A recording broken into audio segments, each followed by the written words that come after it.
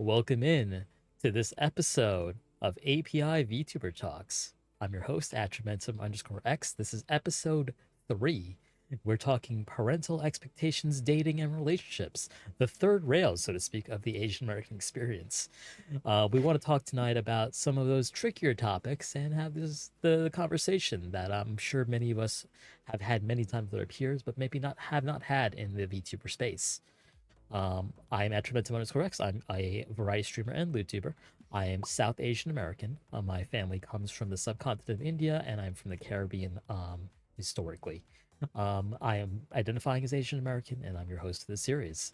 Joining me are these 4 lovely VTubers. We're going to have them introduce themselves with a little bit about themselves and what kind of Asian they are.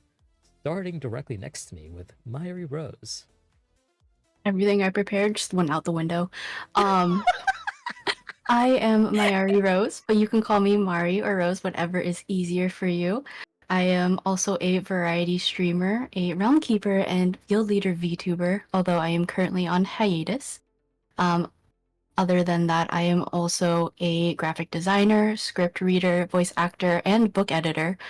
And I am a first-generation Filipino Asian American. Thank you for the lovely introduction, Myri. Myri is a previous guest of the other podcast and making a return to this special program. Thank you so much, Myri. Next up, we've got Althemia. No, we don't. Who is being spicy tonight, apparently. Huh? What? Nuh-uh. Yeah.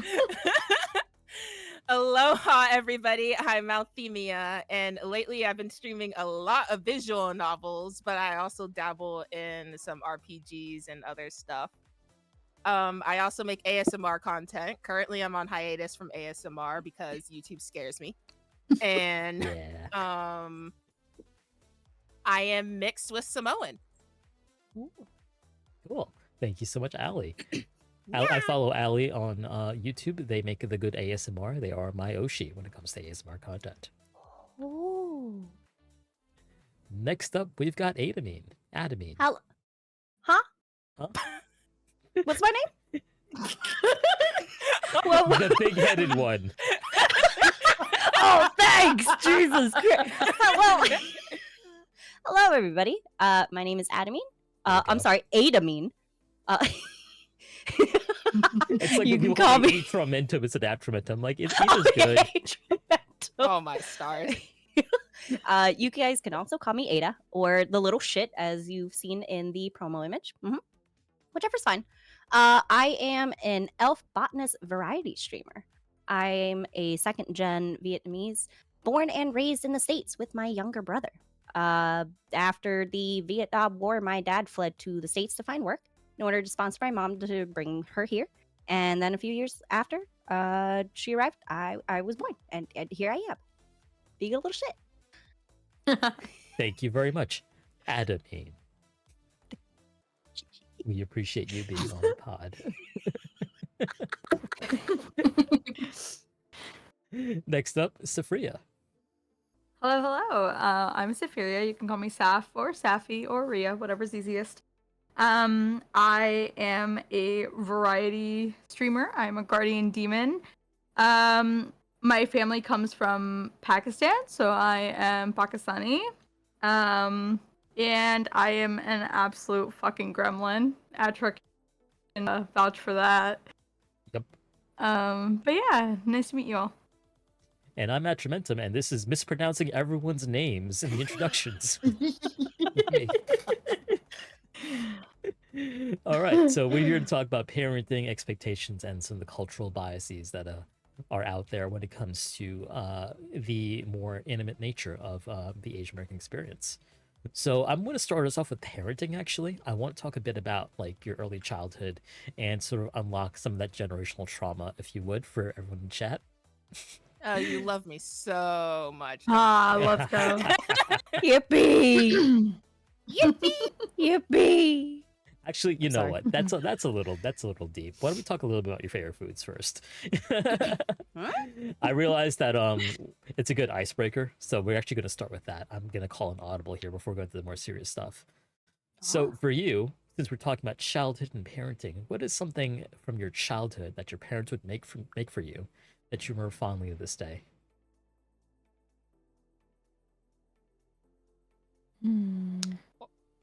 Good talk, everybody. Good talk. Again, Yeah, don't all just jump in at once. to be fair, they still. Oh, sorry. No. Go ahead. Okay. They still do this from time to time, but I think my favorite days would be the days that my mom would make like biryani, Ooh. because the amount of like time and prep and love that went into making that dish was so much. I still remember my mom sitting on the ground with like these two big pots, and she would have to overlap the rice and like the stew, like, or whatever, and like just you would just watch her work so hard, and it was my favorite thing, and it's still my favorite thing. Did you ever learn how to make it yourself? Nope. Not yet. Not yet. Stay tuned. Stay tuned. I will eventually one day get it down. She's like hell-bent on getting me ready for marriage by learning to cook and things. So, yeah. I'm gonna put that in my pocket. I'm just gonna save that for the question later about marriage expectations. Bet. Oh. I think mine is kind of divided into two. My favorite thing that my mom used to make me is actually teriyaki burgers, which is something that's apparently really popular in Hawaii. That was always kind of like, if we didn't want to eat out, but we kind of wanted a burger, that she would always make teriyaki burgers at home. And that would just be our thing that we do to like have like a little at-home celebration. And then the other thing, my mom never made them, but whenever we had lumpias was also another like good memory, because we had a close family friend here, and she was like one of the only other Asian people down here. I swear we're like extinct over here, but she'd make us lumpias, and whenever we just like all hang out and stuff and just talk about stuff, I don't know, it's just always like kind of like a nice time, just like chill and stuff. Interestingly enough, the second time lumpia has been mentioned as the food that the guests have fond memories of. But to answer the Lumpia's question in chat, what goes into a teriyaki burger? Burger. So Burger. okay, you start off. I was about to say burger. Spoiler alert, chat. None of them know how to cook. Hold on a second here. Hey! I can cook. I just can't cook my people's food. Yeah, for real. Yo, wait, That's same. fair. With a teriyaki burger, it's kind of like, okay, you start off like you're making a normal burger, but you have to like kind of grill it with like the seasoning and the teriyaki sauce. It's a lot of teriyaki sauce because it is known to dissipate real fast, and the taste will kind of vanish if you don't use like a heck ton of a lot. But if you want it to really give you a kick, you like mix a little you with all like your seasoning and stuff, you mix a little alcohol in with it, and it gives a little bit more of a kick. So you don't Just marinate it in it, you just kind of slap it on top? Yeah. Gotcha. So it's kind of like how you would do a normal burger, just with a little extra steps, depending on how little you Asian exactly seasoning, it. so to speak. Yeah. Cool. How about the rest of the panel? What do you guys remember from your childhood? There were these like rice flour cakes. I can't remember what it is in Vietnamese or English really, but I remember they were like rectangular rice flour cakes with fried eggs on it, and I would just eat that with soy sauce, and it was just like the most easy, most simplest thing, but I don't know why it was just such a nostalgic food for me. It was like I can't remember what the fuck it was called. Is it similar to like tteokbokki? Tteokbokki? There it is. Yes, just not spicy, but yeah, Not it was spicy. just that with fried eggs. Like a It's really chewy, good. chewy like rice cake, basically. Yeah. Gotcha. Oh, that's very cool. Yes. I don't know if I have like a singular food.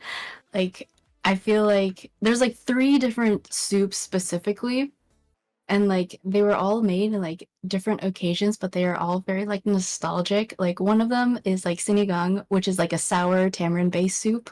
Ooh. That you eat with like meat, vegetables, and rice. Nilaga is a bone marrow based soup, also meat, vegetables, and rice. And then the last one is sopas, which is more Spanish, but it's basically like a creamy chicken noodle soup.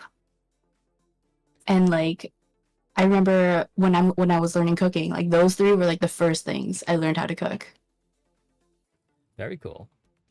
So, what is the sort of nostalgic effect for the soup on you? What do you sort of like remember or reminisce about when you have these soups?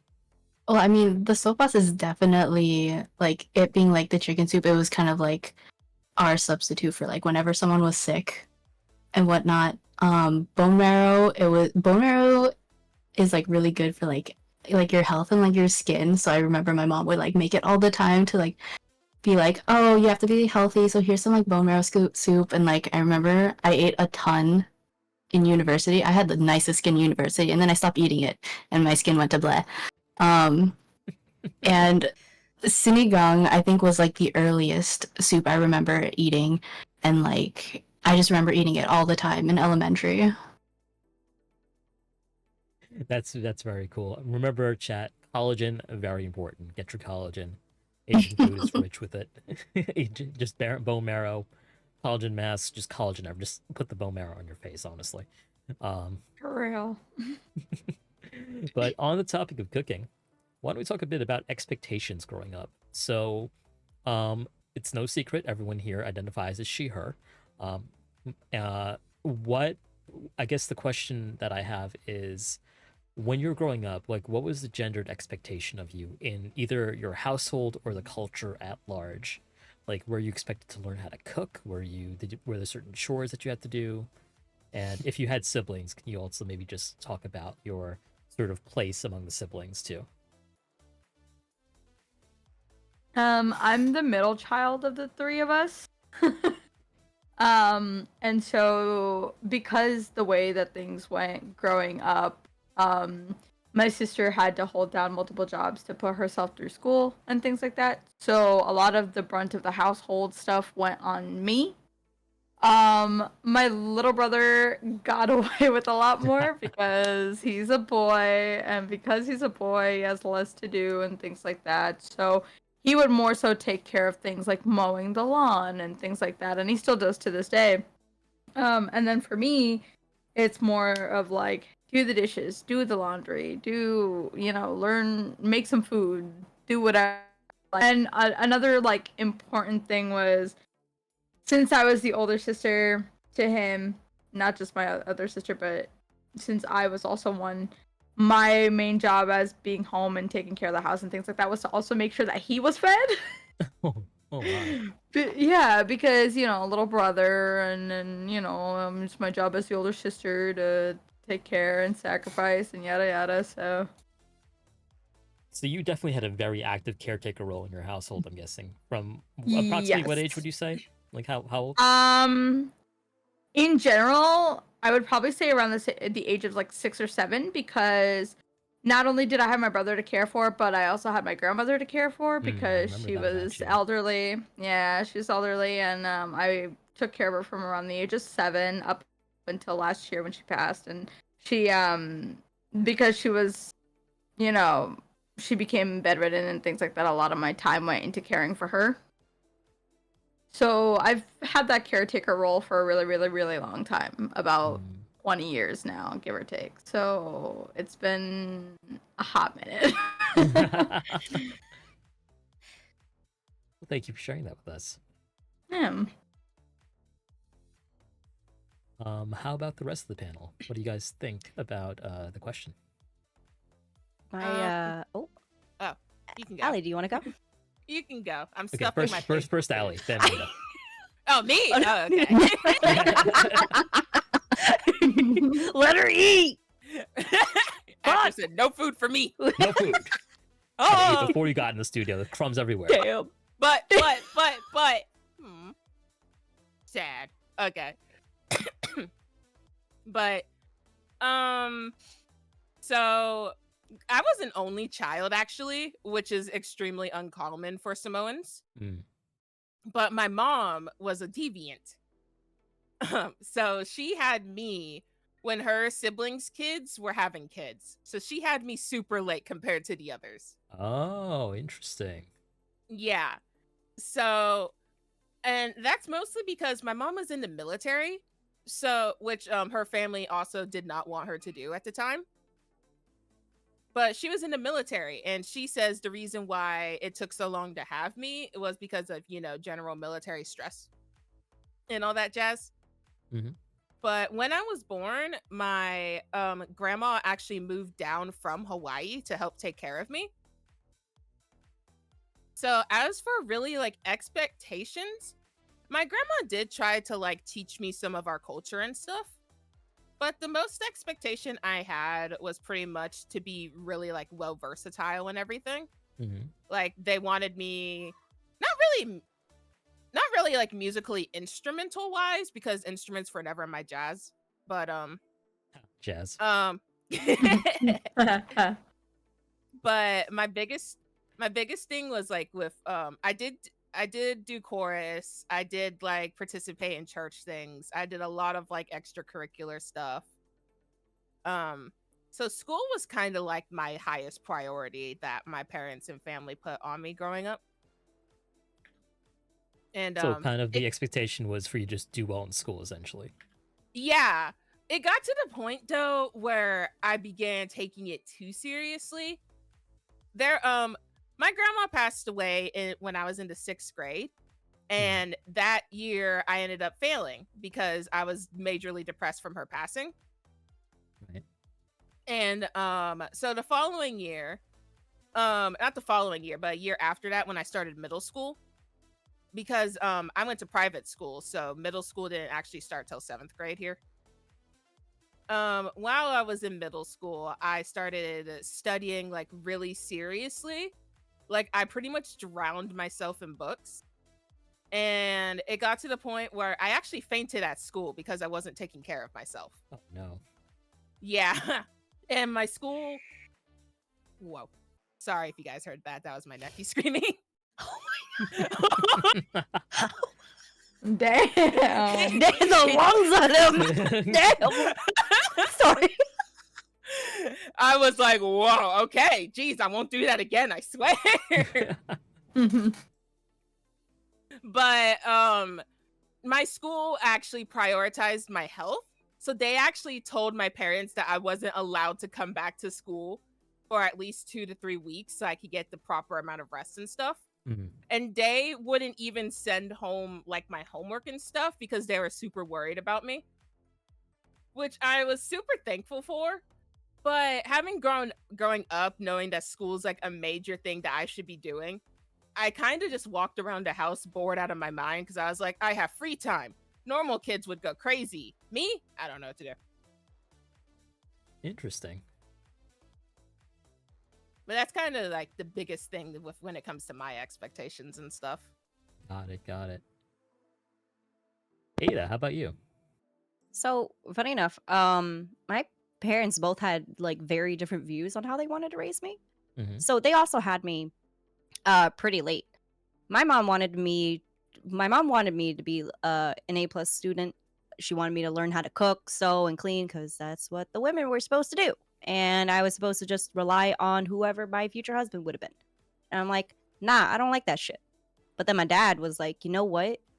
I want you to learn more about computers and technology because he believed that technology at the time was just going to keep advancing. My mom's like, nah, she don't need to know all that shit. And I was like, no, I thought that'd be cool, right? No. My mom ran that household. So I wanted to go to this tech school, and my mom was very, very against that. She's like, no, you are a girl.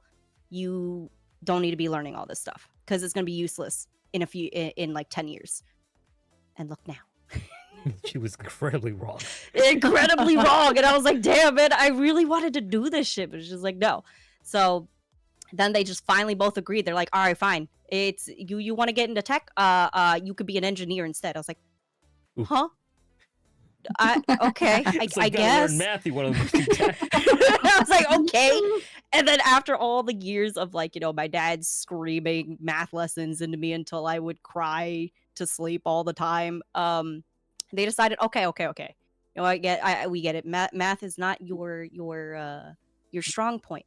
How about a doctor instead? I was like, huh? Yes, I It- can't act, so you expect me to do brain surgery.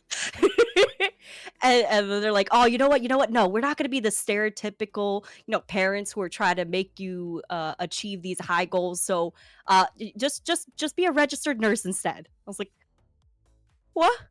No, I don't want to do any of that. I just want to go into computers, man. Yeah. You're so valid for that. Yeah.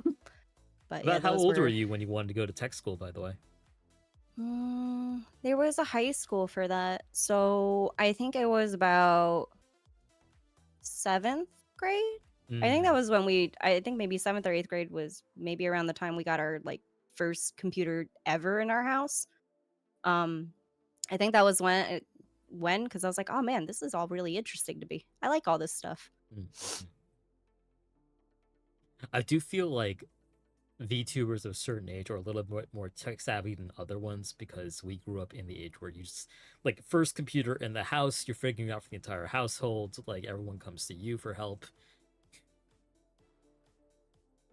That was my role too. Yeah. Yeah, I was the oldest.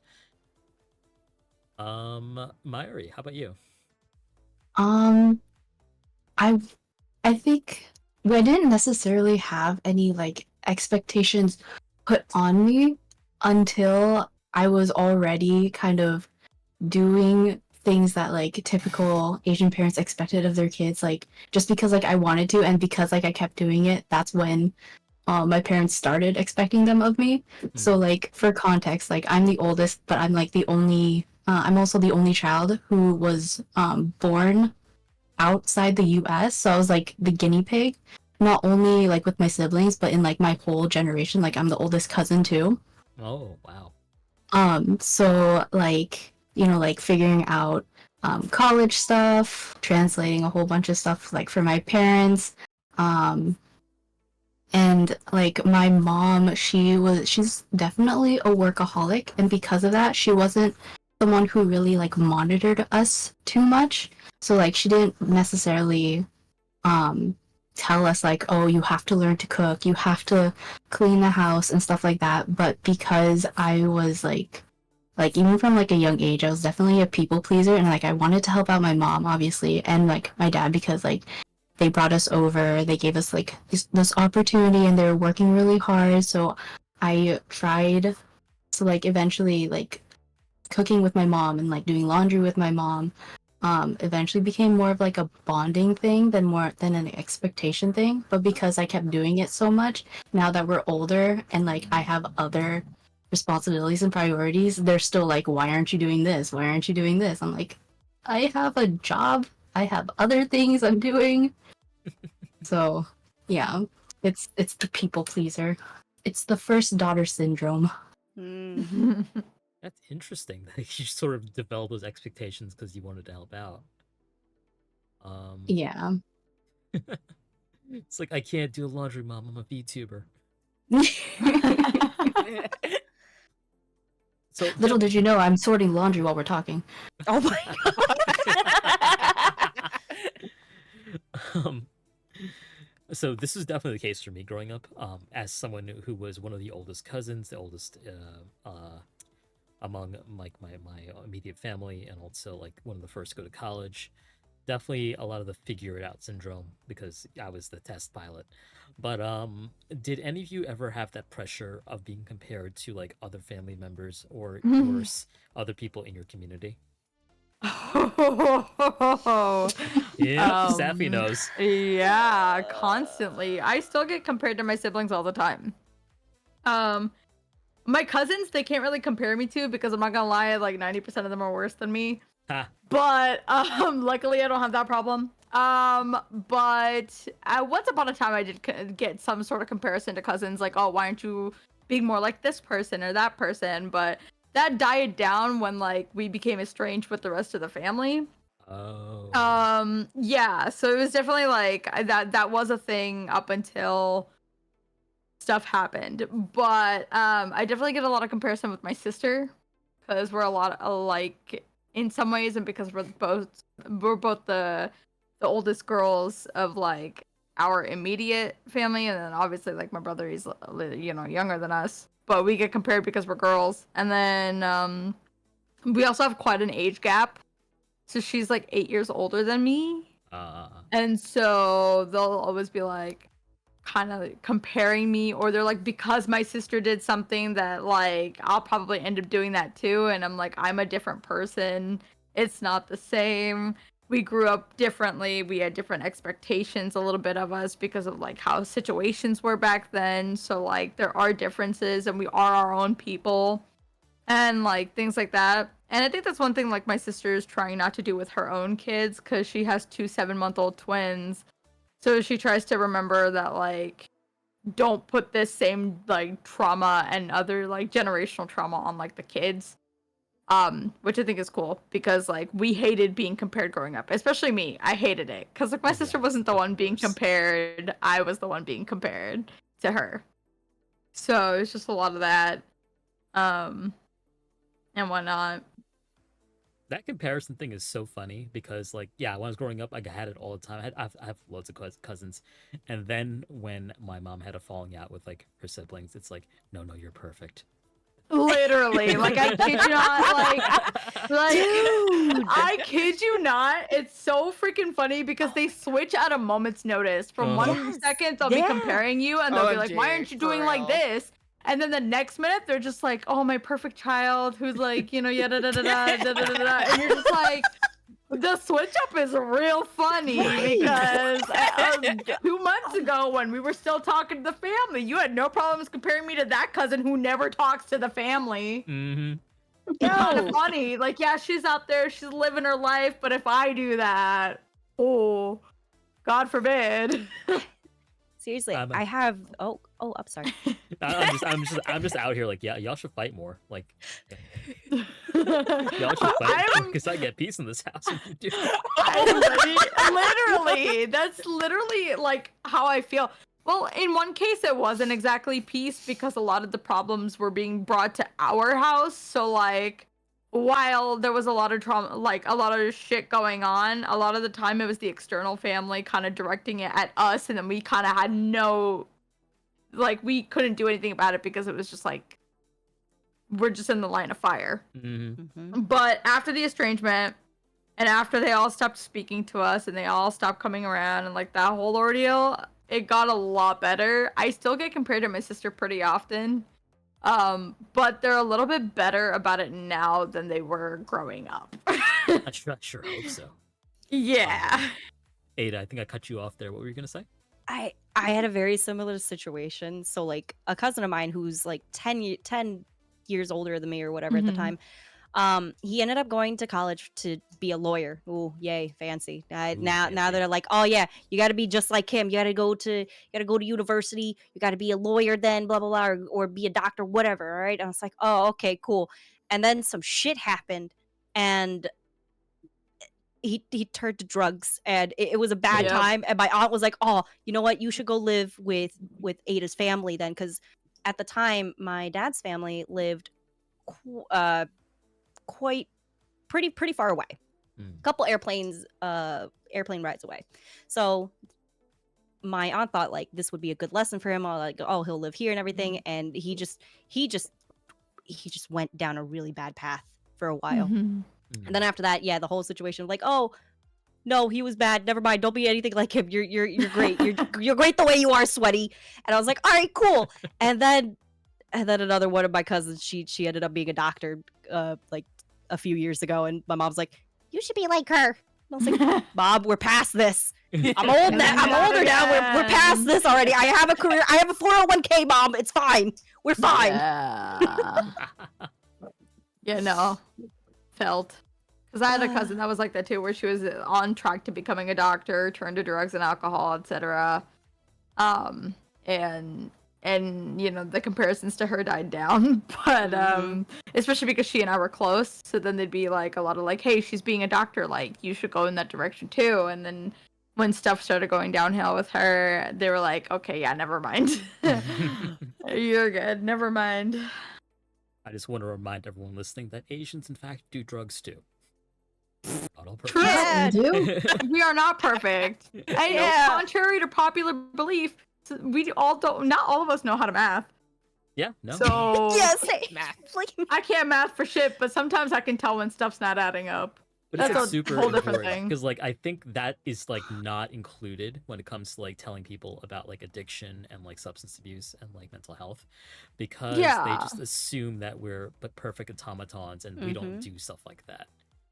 Look, we get a lot of Yeah, stress on our plates, but at the same time, we're not perfect. We don't just manage it like 100%. At least not all of us. Like some of us can handle it, and that's great.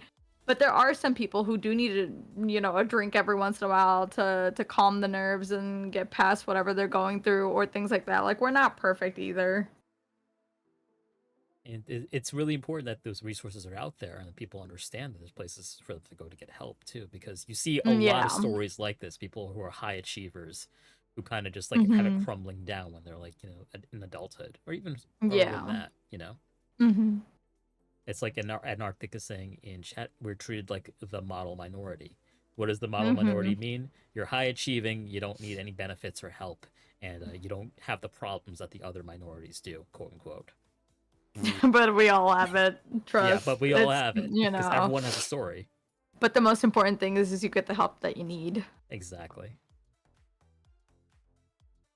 Yeah, no. So I've got 4 cousins who are doctors, and Jesus! Oh no! Sorry. Okay, but I'm gonna no. point out. I'm gonna point out that 3 out of 4 got their degree in the Caribbean. So Okay. make of that what you will. it balances out. A little bit. Yeah. It's still like it doesn't matter what school you graduate from. Doctor is doctor. I get Doctor's that. a doctor. Yeah. Mine is still holding out hope that I'd get a PhD. I'm like, that's not happening. Mood. But it triggers my mother so much when people call my cousins like Doctor so and so. She'd be like, Doctor isn't that big of a deal. It's like, yeah, She just feels her blood boiling. That is 100% my dad. Whenever when it comes to like all that jazz, I wasn't really compared to other people. More like my dad made the comparisons of that, compared them to me. So like my dad basically put me on a little pedestal, and I'm just sitting here like, I don't know what 2 + 2 is. It's goldfish. But whatever floats your boat. But my dad would compare me. He's always like, "Oh, you're better than your cousins. You're better. You can do this." And when he found out that I had an interest in law, he took that and ran. He was like, "Yes, my daughter, the lawyer." And I was just like, "But I okay." Okay, whatever works. Like he just took that and ran. He ran with it. Literally, as soon as he realized I had an interest in law, the video games he bought me was based around law. The books he bought me was based Phoenix around Wright. law. Yes, he bought me Phoenix Wright. I was like, this ain't the worst game to learn about law. I was like, this ain't nothing like real life. Oh, bro, It just teaches me how to argue with people and to pull shit out. Which my I ass, already know how to do that. For real. Like he just took it and ran. And to this day, he's still holding out hope that I will very much so be a lawyer. But unfortunately, my health has taken a turn. So I'm like, I hate to break this to you, but I don't think my health can handle the stress that it would take to be a lawyer. To be a yeah, lawyer, no. yeah. I was just like, I hate hate to be this person to shatter your hopes and dreams of this perfect image you have of me, but my health had other plans. You put me on the right path and my body was like, let's go left. Oh no. But even to this day, when he texted me, he's like, "Hi, future lawyer, soon to be judge, Oh my future god. Oh my prosecutor," and I'm just like, Bruh. you Like, know, please. whatever, okay. Out the He's me like, Esquire. no. I will say that law definitely was an interest to me, but I was more interested in like criminal law because I was interested in psychology and sociology. Mhm. I'm more interested in like what gets people to the point that they end up criminals. So that's kind of like what I'm Ooh. I'm still in college with hopes that eventually my health will return. But my dad's future to me has been shattered at the stakes because I'm most likely not going to be a lawyer and objecting people in court. You went criminal psychologist. He went criminal lawyer. Yeah, it's like I like knowing what goes on in their minds. That's mostly the classes I've been taking to is a bunch of different psychology and sociology classes. Yeah. Mhm. And he's still just like, future lawyer, me. But I told, okay, Like, I talk to wall. Talk to wall. Yeah, pretty There's much. something kind of endearing about that though, because It's like cute. there is like the pressure to like make you study and get good grades and such, and then there's the more gentle pressure to encourage you to do like certain things or get to certain place. He's definitely a mixture between the two, and it got funnier. So my mom didn't give a shit what I did. She just wanted me to be happy. Hmm. And when she passed away 2 years ago, he got even more crazier with the whole lawyer thing. Like I was just like, but I told you what I okay. And it's like if it helps you sleep at night, whatever floats your boat.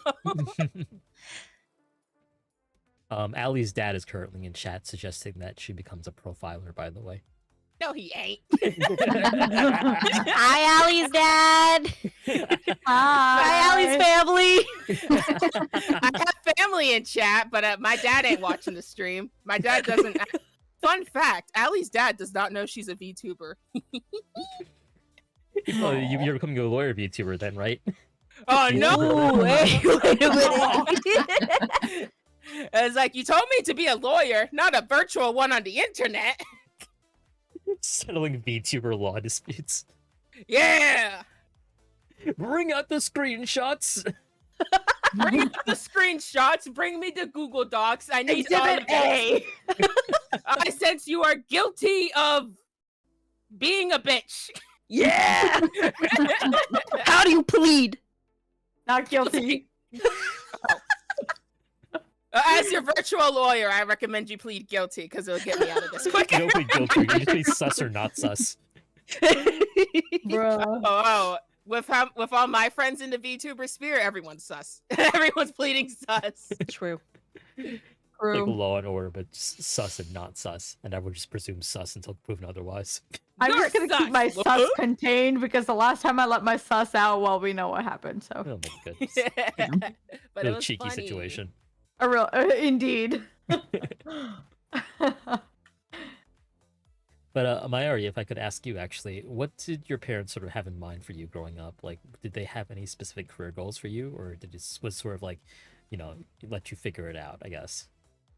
No. As far as comparisons and expectations for like career stuff, my parents were very much we moved here to give you guys opportunities, so go explore your opportunities. It was more extended family that kind of had like the expectations. Like growing up, like my family's like very religious, and I was very much a church golden child. But so like I had our extended family was like always like comparing like the cousins like to me, like looking to me like as like the role model, and then like as like some sort of like leader for like my siblings and my cousins, until I started not going to church and getting tattoos, and then I kind of got outcasted a little bit. Like my grandmother would not even like look at me. Oh no. And I have absolutely no idea what happened. Like I didn't confront anybody. I'm not a very confrontational type of person. So I was very like polite and civil to her, like still kind of doing, like the Asian, the Filipino expectation of still being very respectful of your elders. Oh yeah. Um, but then for some reason, I have no idea why, she all of a sudden started doting on me, like out of the blue. Like she would fix my plate for me. She would pull me aside for like talks, saying how proud she was of me, and I have no Aw. idea what happened.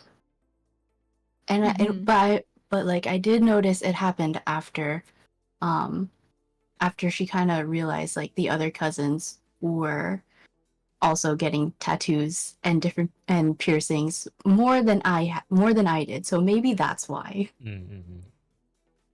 It's funny, like sometimes these old ass ladies will just have like grudges against you, and you're like, 16, and you don't know what you did, and then one day it's just gone, and I don't know, like I try not to hold it against any of them because God knows I'm not a big rebel myself, but people just have random grudges against you out here. Yeah. It always sorry, but it always entertained me how certain families are always like, if you get a tattoo, it's your life over. Meanwhile, my whole mom's side of the family is like, so Allie, when you getting a tattoo? First tat, our Samoan heritage. Yeah, they're all like, tattoo when? And I was like, it took me forever to figure out what I wanted for a tattoo, but I'm pretty sure I want to get the same tattoo that my mom had. She had like this big hibiscus on the back of her shoulder. Ooh. Yeah. So I kind of want to get that like in memorial of her. Mm. So I was like, I want this one. So everyone's like, now when you getting it? Sometime. Tattoo's expensive, and they all kind of want me to get. They want me to get the tattoo done in Hawaii because that's kind of like tradition. I'm like, are you gonna fly me out there? Because Hawaii kind of, I understand all of you guys are out there, but it kind of expensive just for a tattoo trip. That's so funny. That would be cool to get like memorial and like get it done in Hawaii, but that cannot be cheap at all. No, that's why I'm like, I understand the thought process because they saw me going sentimental, so they decided to take it the full 9 yards. I was like, but now you just basically added on $1,000 that I don't have. Yeah. Staying on parenting, but we'll move on from parenting really soon. I did have one question about quote unquote tiger parenting. Oh no. Asian parenting, sometimes pejoratively called quote unquote tiger parenting, is often lauded in popular media as producing successful adults and high achieving students. How do you feel like this? So, chat, for definitions, tiger parenting, this is a term that was coined by Harvard law professor Amy Chua back in like the early 10s, I believe. She wrote a book about how she was parenting her kids to the traditional Chinese methods of traumatizing them, I suppose. But it was like the model minority du jour because it was like, oh, we are just predisposed to be really hard on our kids and to make them successful. So I guess my question to the panel is, how do you feel about this perception that Asian parenting has to be very strict? How do you relate it to yourself? And what do you think about the perception that the media has about like Asian parenting? It's poop. Yeah, it is. This is I don't agree with the media about that. It's definitely not 100% the case, the way that they present it, because it's not like that in every single case. Not every single family is super strict. Some implement different like ways to do it, but because we're seen as model minorities and they don't see like the issues that do lie in our community and things like that, I think they're more prone to seeing that this strictness has some sort of effect, and that's why like we are the way we are. But they don't see that that it also implements damage sometimes in cases like that. So like, sorry. Oh, you are fine. You're good. I can't tell. I completely get it. You're good. Oh, now we wait for me. Oh yeah. You're good. You're good to go. I think with, when it comes to the media, though, I think they took one stereotype and kind of just ran with it. Because if you look at all the shows that are like Asian focused, most of them have like the mom's the tiger mom and the dad's kind of like the chill one. Yeah. And in a lot of families, you actually usually see it where it's like both parents, or it's usually actually the dad. Yeah. So it's not actually. I mean, it is common for it's on the internet. It seems to be more common people talking about tiger mom expectations and stuff, and in media and stuff. They took that stereotype and kind of just ran with it. Like, what's the name of that one show? I can't remember. I don't remember. It's still a show that's on air about the Chinese family. Oh, Fresh off the boat. I think so. Yeah. Yeah, I think they But- recently went off the air, but yeah, like that was kind of prevalent. The mom was pretty strict. The The mom dad was was not. pretty strict, and you definitely could tell her favoritism towards. I think it was her youngest. Mhm. The youngest Mhm. was the one that was like super smart and all that stuff, right? I think so.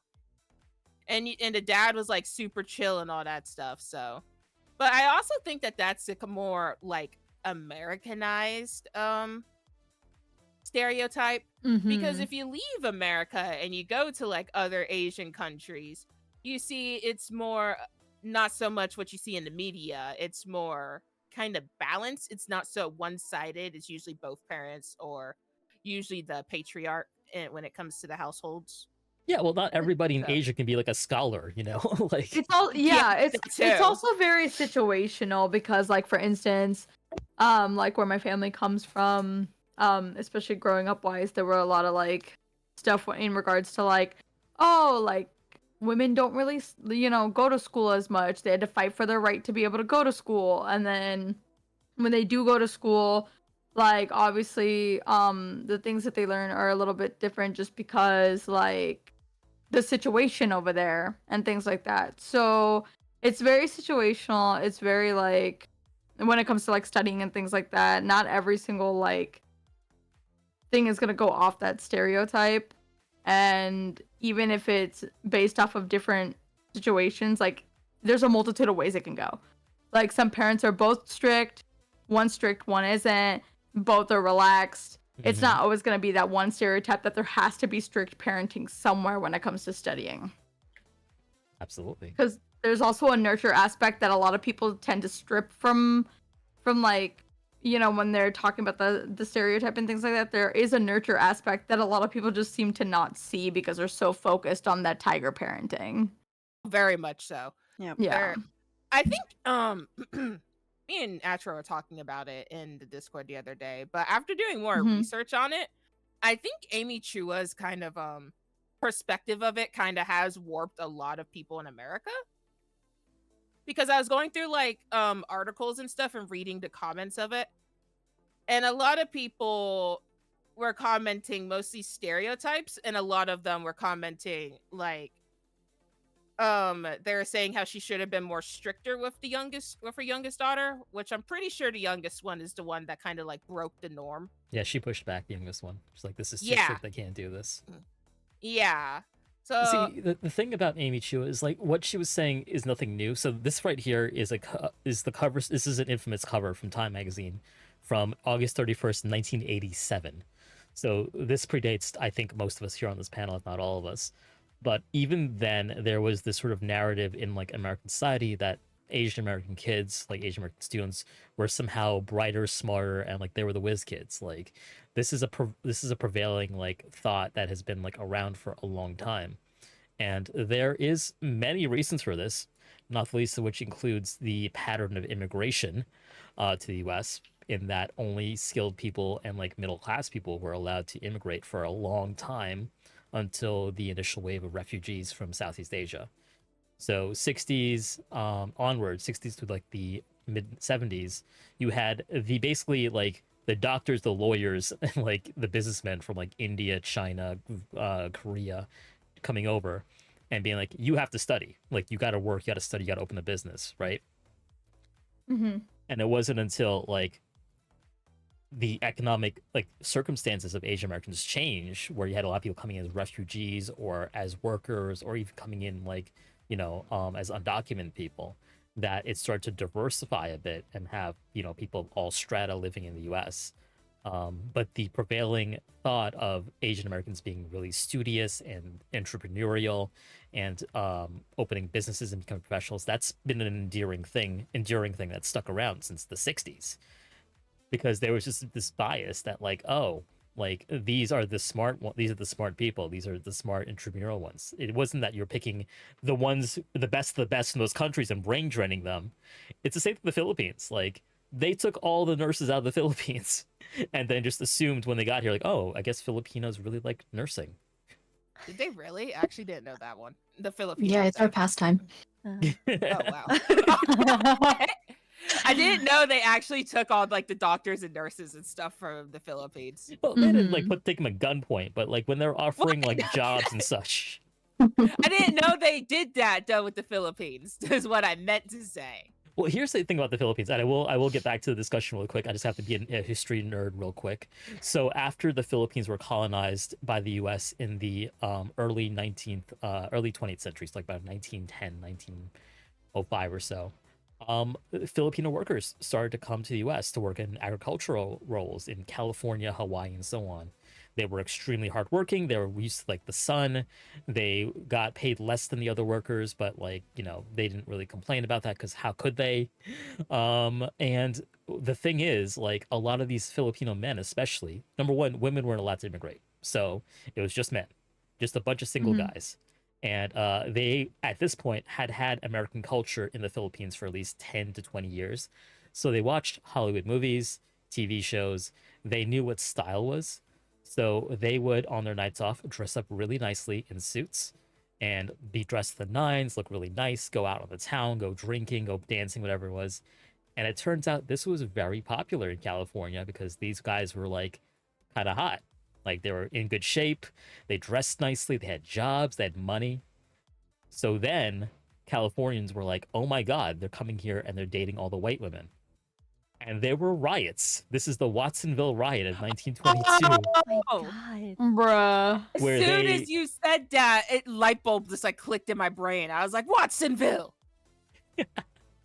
yeah, so this is the Watsonville riots in California where they were beaten, lynched. The sheriff had to come out and like hide them from like the mobs, and that ended with Filipinos being banned from immigrating to the U.S. for about 30 years, 30 to 40 years, I believe, until the Hart-Celler Act of 1950.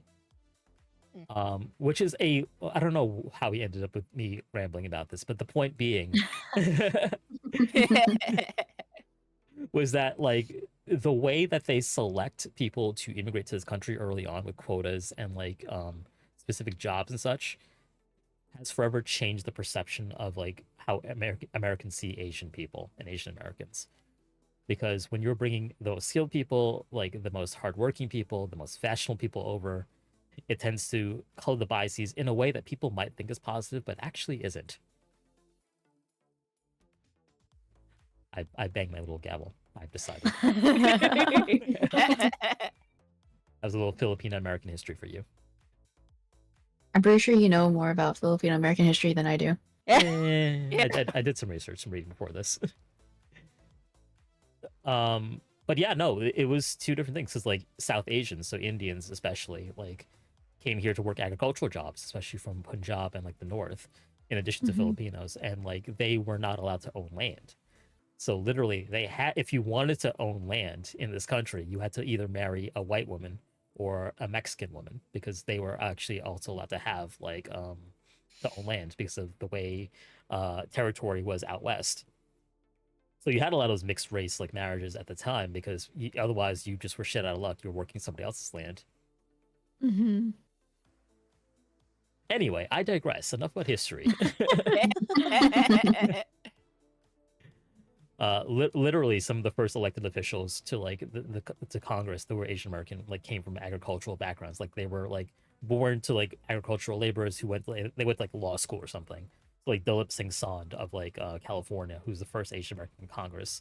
Like he was the son of like farmers basically. Anyway, Our farmers. well, let's move on to dating. Actually, this is a good segue, sort of, Oh, to no. dating. Congress Okay. dating.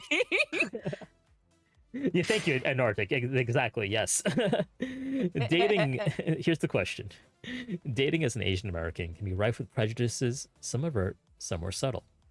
Have you ever subverted these norms? And how did your friends and family react? So this question is about what were the expectations? Like, who were you supposed to date growing up? Who are you expected to date now? And have you ever subverted those expectations? I think my little cheeky avatar face is saying it all. This one's a doozy.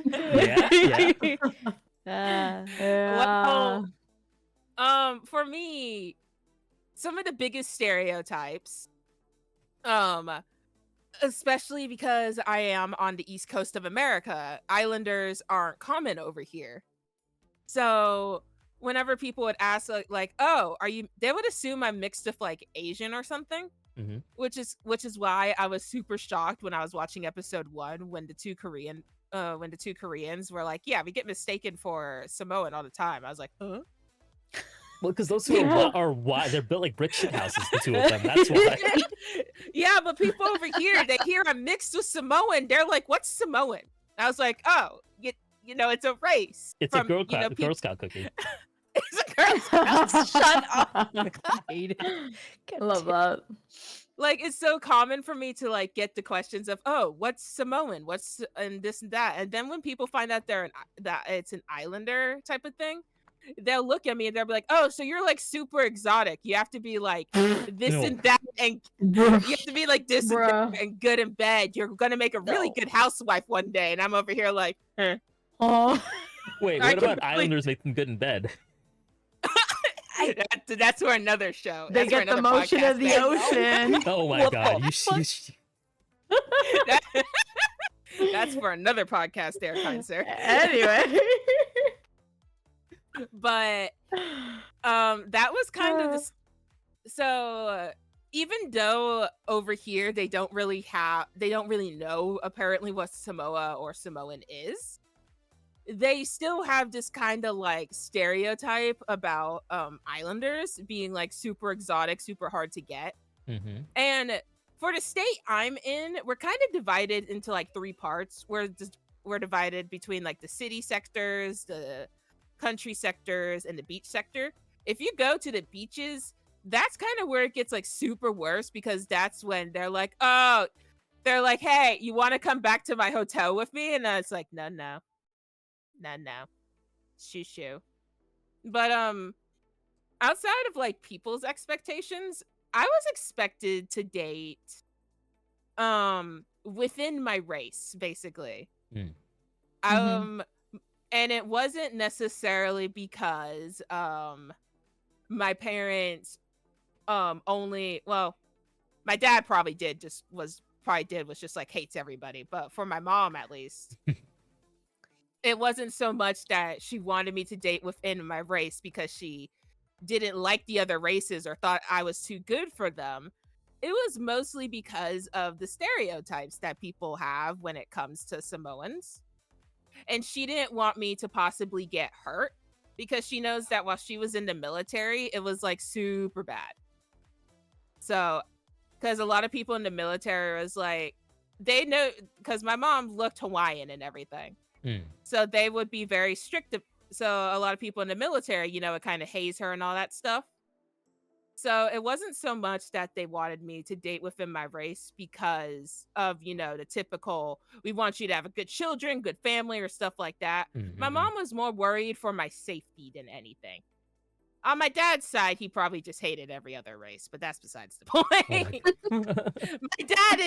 My dad does go for the stereotype of, no, you cannot date any of these races, only these races, because you are too good for the other races. I'm like, what difference? It's interesting that even in a did they biracial bleed blue? family, like they still have like that sort of like bias, I suppose. Mm-hmm. It is very interesting because I remember as a kid, my dad was kind of more or less joking about it because I was a kid. Dating was like the last thing on my brain. Uh-huh. But I do remember this very well because it killed everyone in the room because they were just laughing their asses off. And my dad said that I wasn't allowed to date any other races but within my race. And I asked him why. And he said, because your daddy knows what's best. And I said, do other races bleed blue? And it killed everyone in the room because my dad was like, no, everyone bleeds red. And then I was like, then why can't I date normal humans? Normal humans. I my was so God. confused. That's so Obvious, funny. Mhm.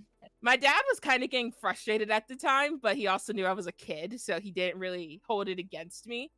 But I remember it so well because everyone thought it was funny because they knew I didn't know much. And I was just like, but human, but you say no date. But human, you sure they not alien? I confused.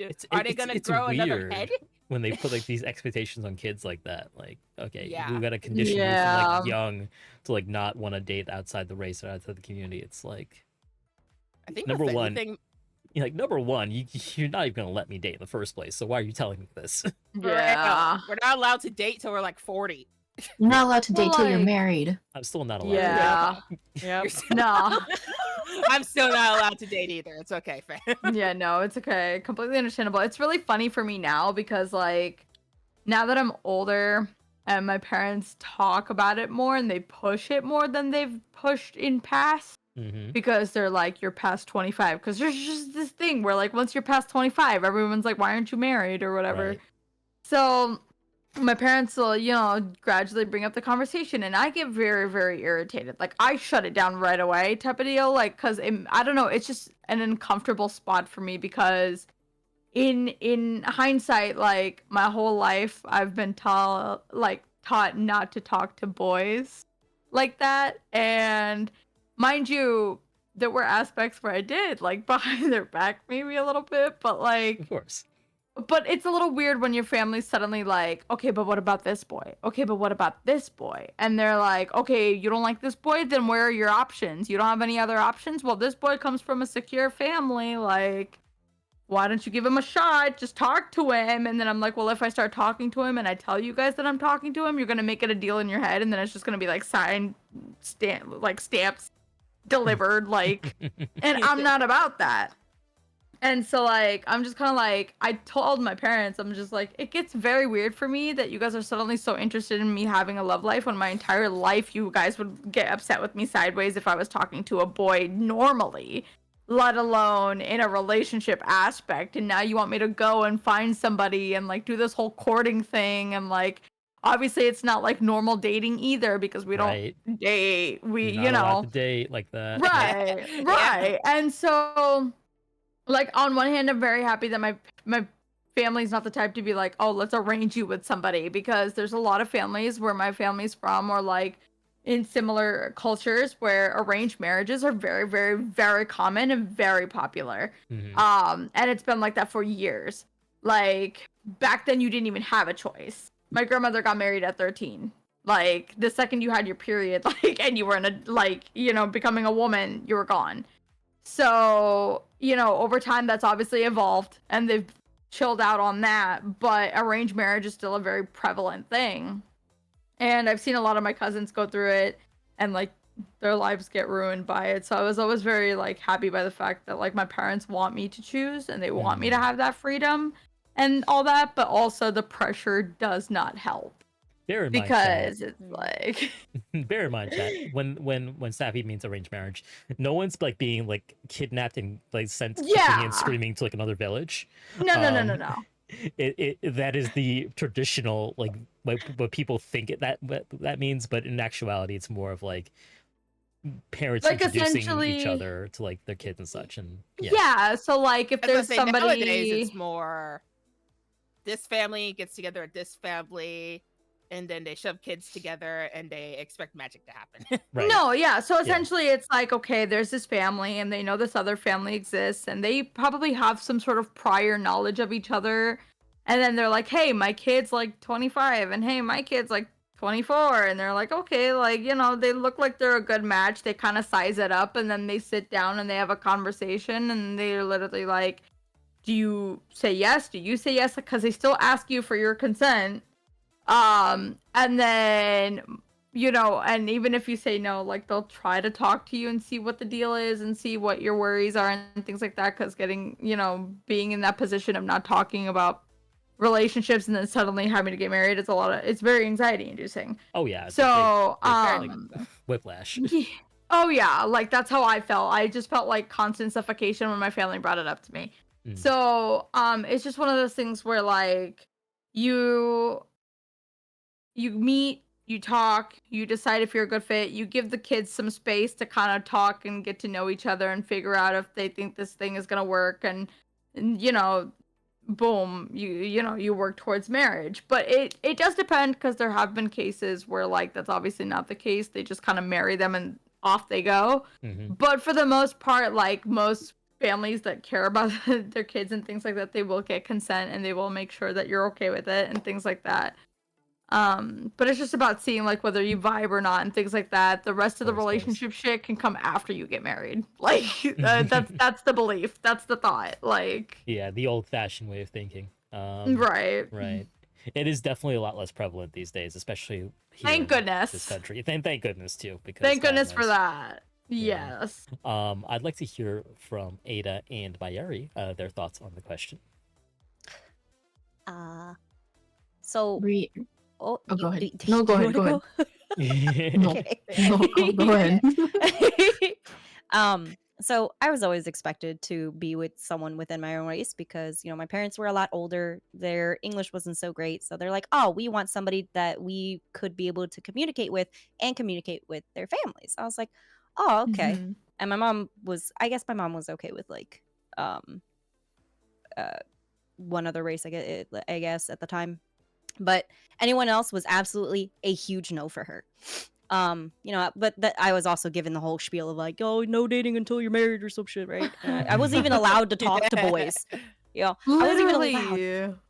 so then I started talking to girls. Hey yo. So that was what I found out for me. Episode Wink, 4. wink, nudge, nudge. So it ended up just being more so, I couldn't date until like after college, until I got whatever big girl job it was at the time. And I was like, nah, fuck all that. Because I read, it sounds so cringe too, because like I used to read a lot of like romance novels and fan fictions and shit. I was like, oh man, love sounds great. Mm-hmm. So I remember I met this guy at like the end of my senior year of high school. And he's Chinese. I brought him home. My parents absolutely hated him, but out of just to show face, they were respectful to his face, but they never said any more than like a few words to him at a time. It was just, oh, hi, oh, hello, oh, you're here again. With a burning passion, they hated him. My dad You're really in my just house right now. yeah. Oh, no. My dad kind of just ignored the fact that I was just dating someone in general. I think this was also around the time though, like a lot of my cousins also were dating people outside of our race, and I think that's why they started to get a little okay with it, but they still weren't super thrilled with the fact of it. Either way, we end up breaking up a little while after, and then I start dating my now husband, and he is Hispanic. My mom flipped her lid internally, Oh, no. but Ooh. because the fact that like he had been over our house several times when we were just friends too, just like, okay, all right, he's okay, still didn't really say much to him for a long time. And now it's been we've now been together for 10 years, married for 5, and only recently has she started telling me, oh, tell your husband I tell him I love him too. But she only says that through text. She will not say it in person. She won't say it in person. It's a step They forward. never know, like, The expectations are so low. It's a step forward, a baby step. But And still a it is. step. It is. I was like, Mom, we've been together for 10 years. It's actually funny because that's how she kind of shows it, that she does care and that she does see that, he's treating me well, is the fact that she remembers our anniversary date and she remembers our wedding anniversary date and everything too. So she's always the first person that like sends me a text like, oh, happy anniversary, happy this, happy that. I was like, I didn't expect you to Aw. remember, Bob. She's like, yeah, of course I Aw. remember. I was like, oh, that's really sweet of you. It only took you 10, 11 years to acknowledge him. But that's okay. We're getting there. She was waiting a We're- decade to see if it'd work out or not. Playing the long She's- game. Dude, she sat in the corner of the venue that we had our wedding at, No. She sat in a very, very far corner of the of the No. building. She's like, I'm just don't worry, Oh. I'm just gonna sit over here. It's like, are you sure you don't want to be up here? She's like, no, it's okay. His family could all be up there. It's okay. I'm just gonna stay over here. I was like, Just oh, pouting in the corner. okay. And then Mhm. I remember the my heart kind of sank. I think when we first got engaged and everything, she's the text that I got was like, I don't have to be at your wedding, do I? I was like, Oh. Aw. damn, man. Ooh. And I don't know what it was. Like she ended up going. She saw how happy we were together and everything like that. And that's when like it got better over time. And she started kind of softening up to him. Not really. She just doesn't really talk because there's still a bit of a language barrier, but you know, she's a lot nicer to him now. She still texts me. It's like, oh yeah, tell him I love him. I was like, okay, mom, have a good one. Bye.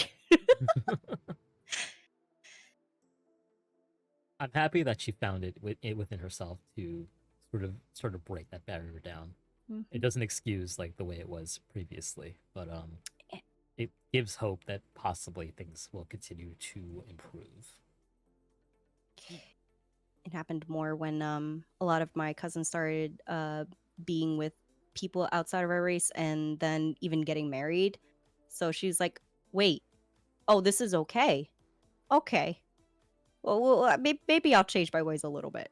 It kind I of wonder if a lot of that fear comes from like nobody else is doing it, Perception. so like Mhm. Yeah. I can't have you do Absolutely. it. Yeah, I think that's where a lot absolutely. of the fear kind of comes from with parent, especially in like the Asian communities, because they're usually outside of America, they're usually a little bit more tight knit. In America, we're so spread out all over the place. Mm-hmm. We're not as tight knit, but I think that's where a lot of the kind of anxiety comes from. They don't see anyone else doing it, so they're kind of like, I don't know if this is okay in their heads. Yeah.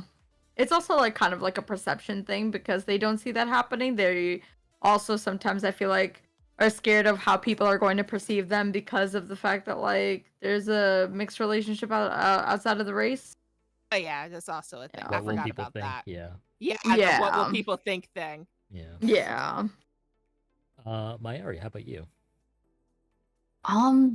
So like all the expectations and like stereotypes for the most part. So like for context, I have a lot of family where I live. Like it's so big that we call it a clan, essentially. So like family parties will have like 40, 50 people in one house.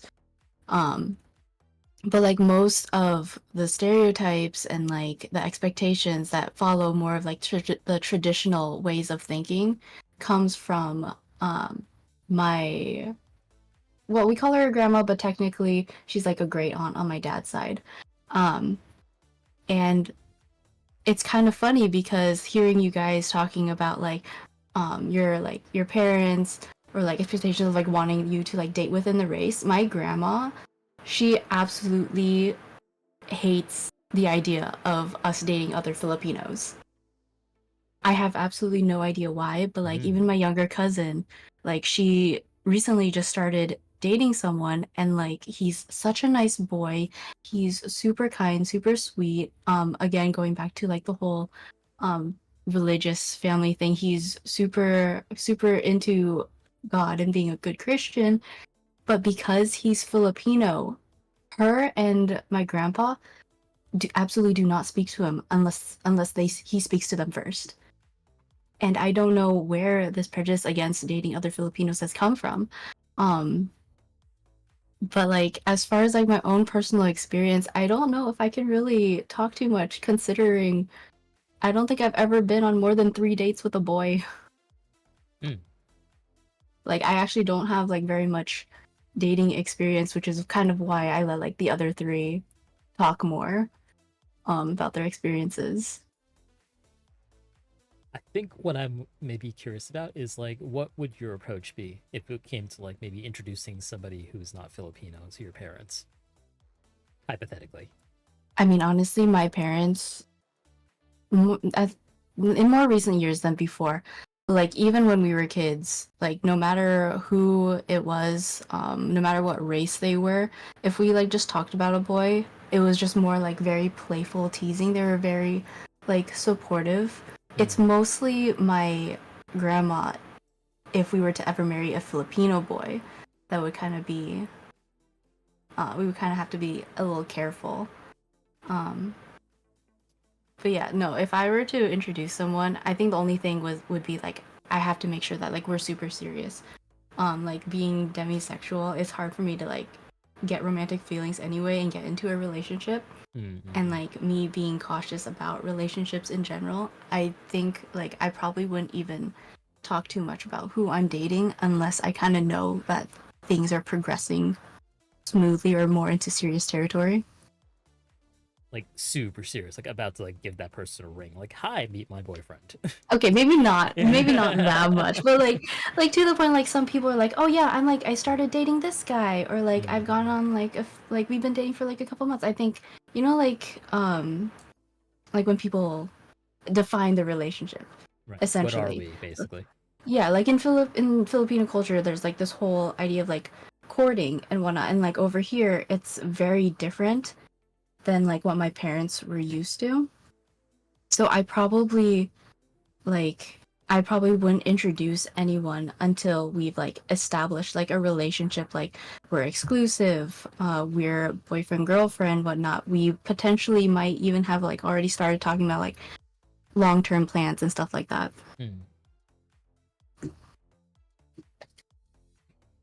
Gotcha. Someone in chat asked me to answer the question as well. I would say, what was the question? Yes, prejudices. Oh my god, yes. How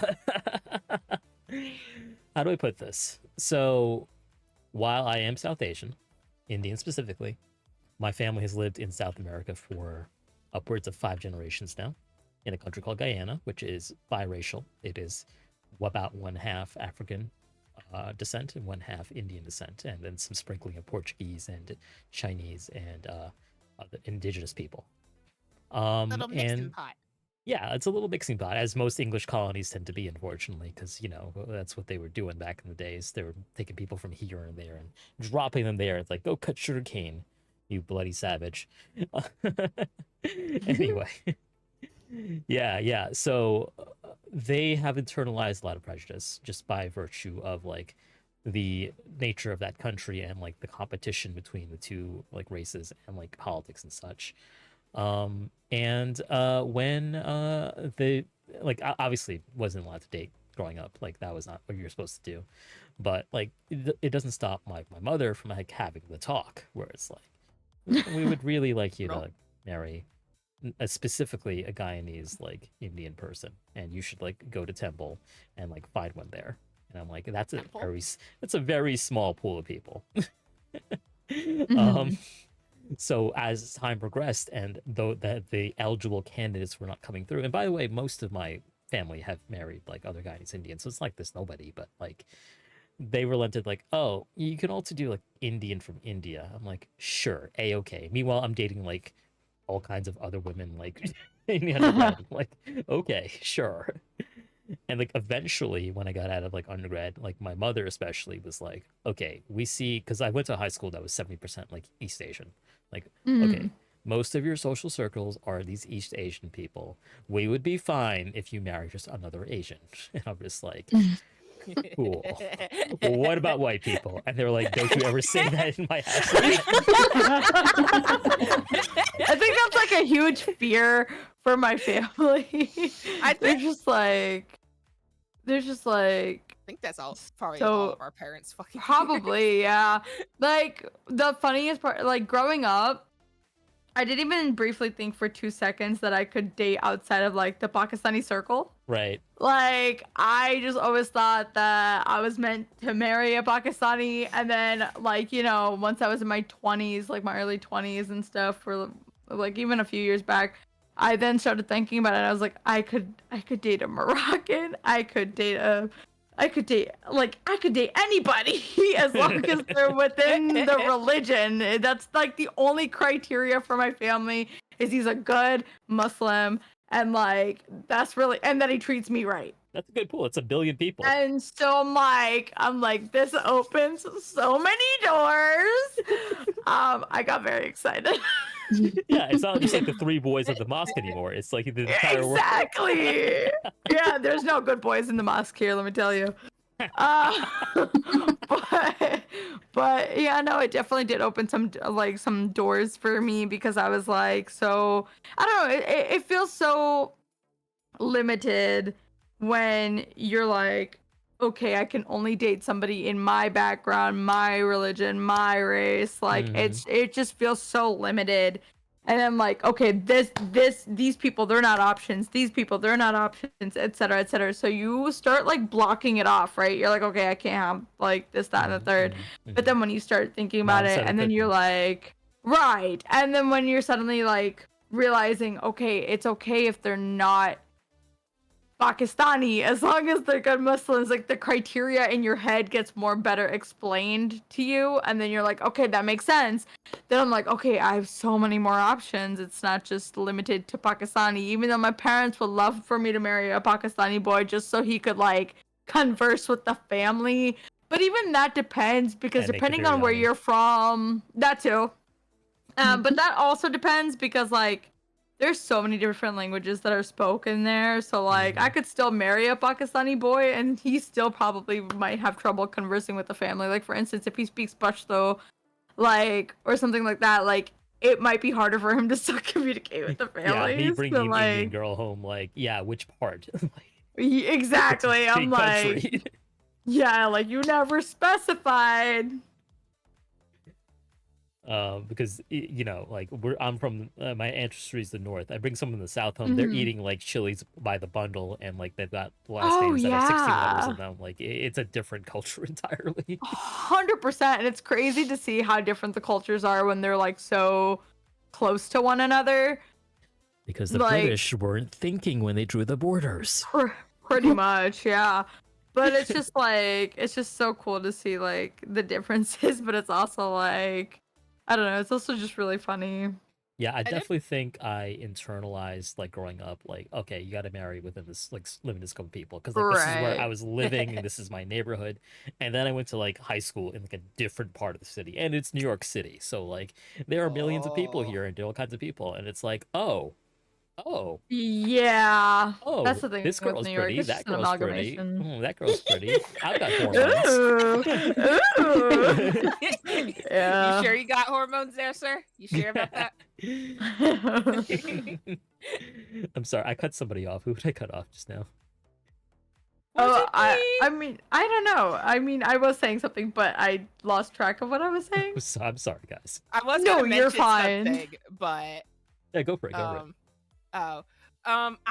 I just found out about this recently. So I don't know if this was always a thing or if this just recently became a thing. But once a year we do have like a little like Asian gathering here where like all like there's people selling stuff, there's people making food, there's little like they're showing off all their different cultures. And me and my mom went, and it was crazy. Like it was amazing. I actually felt like a human. I actually, if it didn't feel like I was walking on eggshells, because usually when I go to like public events like that, someone's already like, hey, you're mixed with something. You look exotic. And I'm just like, it's another one of them. Yeah. Need to carry the raid on me just to spray y'all away.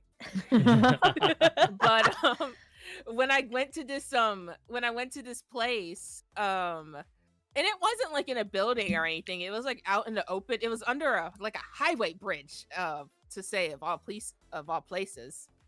But as soon as me and my mom got there, everyone was just asking us like, oh, what are our cultures, what's this and that. Like it was actual normal conversations, and I was like, I like it here. Can I live here? So yeah, no, I think that's valid. Like I didn't really identify as Asian American until like high school, because like prior to that I was like, oh yeah, you know, Guyanese American, Indian American, whatever. And then like I got to having these different friends and having these commonalities with people and like having these common experiences. I'm like, oh yeah, no, that fits me better. Because I don't really identify strongly as like South Asian necessarily. I identify more broadly with like the Asian American side of things, growing up and being born here. And honestly, that's something I struggled with for a really, really long time.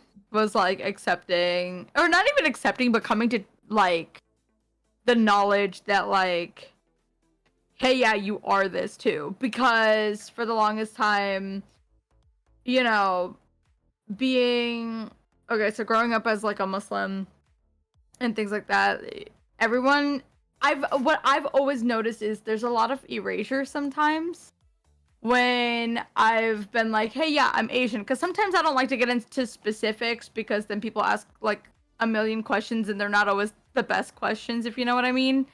So sometimes I hate getting into like specifics as to where my family's from, what background, etc. So I just go broad, like, hey, I'm Asian American, and they'll be like, oh yeah, okay, where's shit when they hear Pakistani or Indian, whatever it is. Pretty much. So when I'm just like, yeah, I'm Asian American, and they'll be like, okay, yeah, so like, where's your family from? And I'm like, oh, Pakistan. And I've had somebody verbatim tell me that, oh, that's Middle East. Like, that's the Middle East. I'm like, well, here, let me tell you this. First of all, it's not Middle East, it's South Asia. But also, second of all, even if it was Middle East, that's still Asia. Sorry to break it to you. So, therefore, still Asian. But I feel like a lot of times people, because they don't know and because there is a level of ignorance sometimes in some situations, that people are very quick to erase that part of you or like correct it. And so for the longest time, I just didn't even process that, hey, Asian American, because for, if I'm honest, like if I go, you know, visit Pakistan, I'm the Americanized, like Pakistani. And if I'm here in America, I don't belong here because I'm not American. Yeah, no, they clocked it immediately when I was there. They're like, oh, you're not from here. I'm like, yeah, I know. They didn't clock it as much with me, but they clocked it with my brother, and my aunt had to like go off at the taxi driver who joked about like, what is this American package doing here? Like, ahaha. And my aunt was so quick to be like, shut up. Like, I don't want to hear it. What makes you think that's okay to say? Like, she was on it. But there's, you know, a little bit of like not fitting in both ways, you know what I mean? So for a long time I was like, am I Asian, am I American, am I Asian, like what am I don't know my own identity, like that's weird. And as of a couple years ago, I really started embracing it, and I was like, I am Asian American, like I am both. Yeah, no, that's a perfect way to describe it. Yeah. By the way, chat, and Arctic, thank you for the question, by the way. I actually have that on my list as the last thing to ask, so I will be asking that later. But if you do have questions for our panel, now is a great time to get them in. I will get to them as we see them and as if they are appropriate for the discussion as well. I'm going to move on to another marriage question though, before we move on to the sort of last segment of the podcast. So we're going to talk a little bit about marriage pressure now. How would you explain... Oh, I did not write this properly. Okay. I didn't understand the question when you wrote it. I'm not going to lie. I was looking at that one like, we'll just skip that one. I was just going to wait to see how you were going to word it, like, live. Yeah. How does marriage pressure manifest in your relationship with your family? In your opinion, is there some aspect of this pressure that's unique to Asian Americans or possibly immigrant families?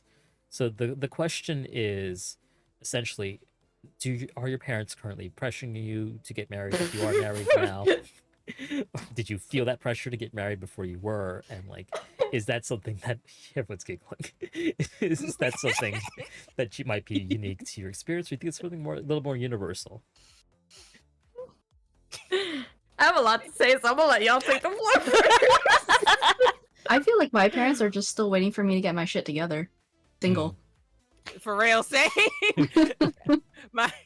My dad's just like, okay, like my dad's like, okay, you can stay single for as long as you want, but when you gonna get your shit together? And I'm like, I don't know, whenever the government stops screwing me, I guess. Like, Or the government makes me an honest woman. My family's definitely like, you can get your shit together later, just get married first. Like, God damn. yeah, so they'll be like, oh yeah, like I'm about to finish a degree, and they're like, oh yeah, you could get your next degree after you get married. Let's focus on getting you married first. And I'm like, Jeebus. okay. And honestly, like, I feel like I've had pressure for marriage, not necessarily from my folks, but from other people, because I got my first marriage proposal when I was 15. Oh God.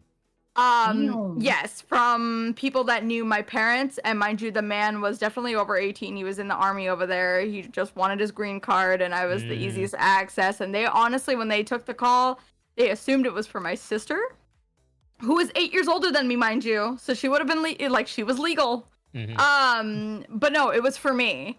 And I remember when I first heard that, I panicked. I was just like, what the fuck is this shit? Like, huh?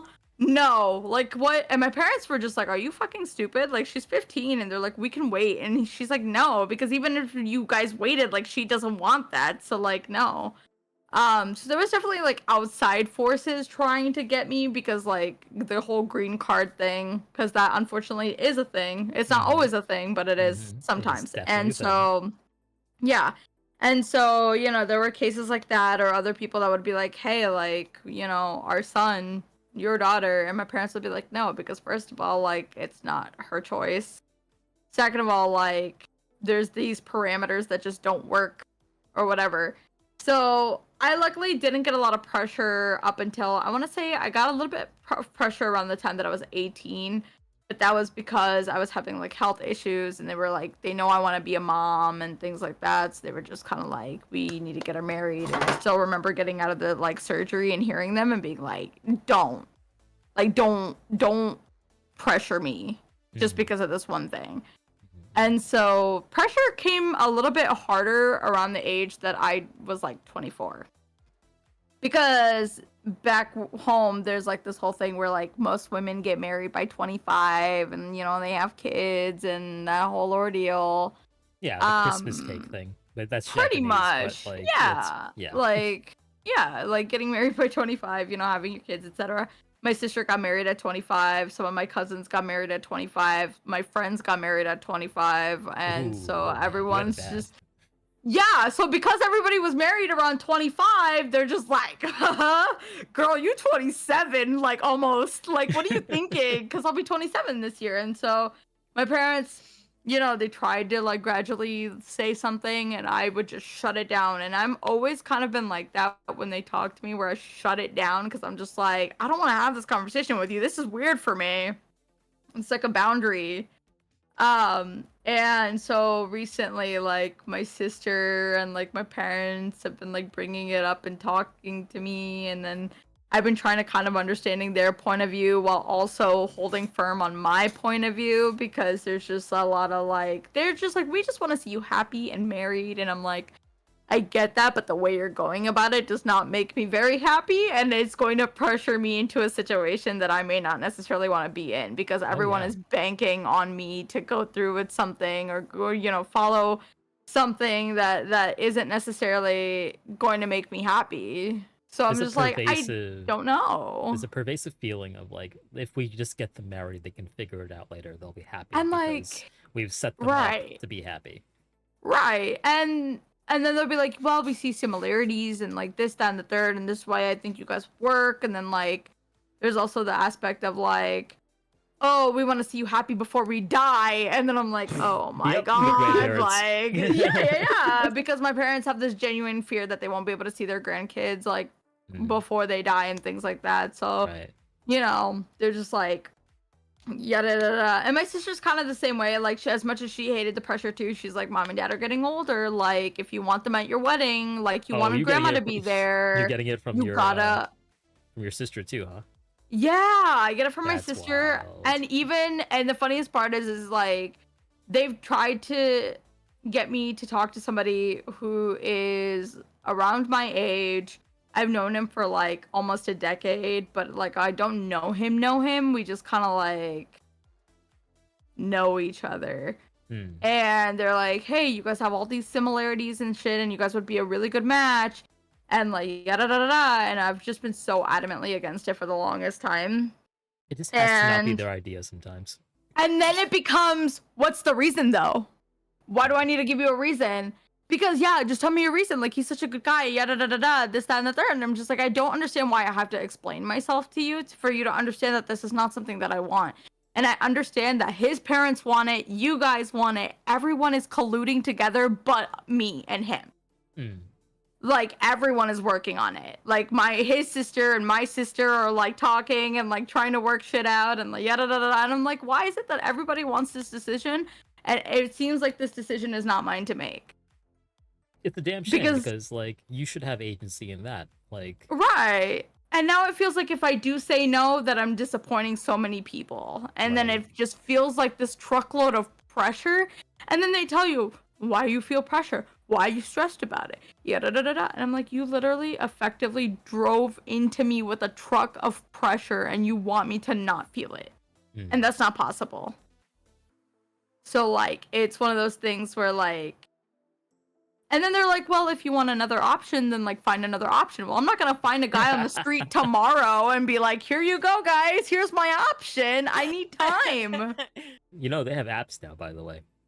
I know, but they're I've seen one of my friends use them, and I don't know, man. Some of the men she meets are very questionable. I don't know if I feel it's like Shadi.com back in the day. I can't, man. Shadi.com. So I'm just like Shadi.com eats me east. Literally. Oh my God. So you know, so it'd be like one of those things, and it's also like, I think the worst part is like the guy is genuinely interested in me.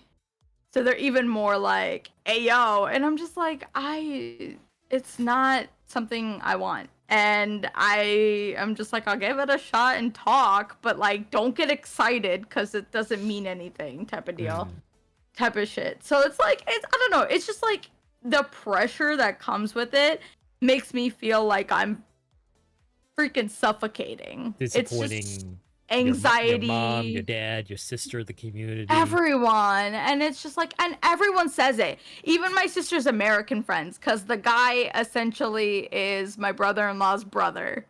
So so they're like, hey, it's even more pressure because like there's so many people's like stuff like writing on this whole thing, and they're like, well, if you want another guy, like just present another guy, it's fine. And I'm just like, but that takes time that you're not willing to give me. Like, you want me to talk to this guy and then you want like to just whisk me away, and I'm like, I don't want that. I don't like that. So like the pressure that just comes with it is a truckload, bro. I'm gonna give the other panelists a chance to chat. Yeah, and go then for I it. do want to take this question from Fire out because it's a good question, chat also. For me, I didn't really have marriage pressure. My parents, we already heard about my dad's side of things, but my mom pretty much wanted me just to be happy.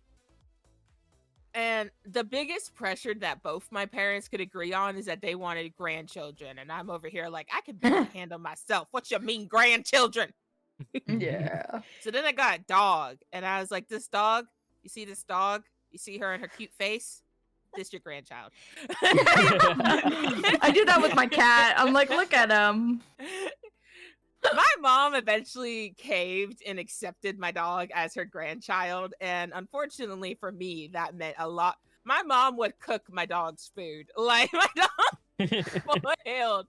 I was like, is she my dog or your dog? God.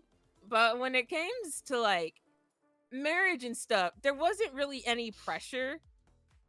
My parents were pretty chill in that regard.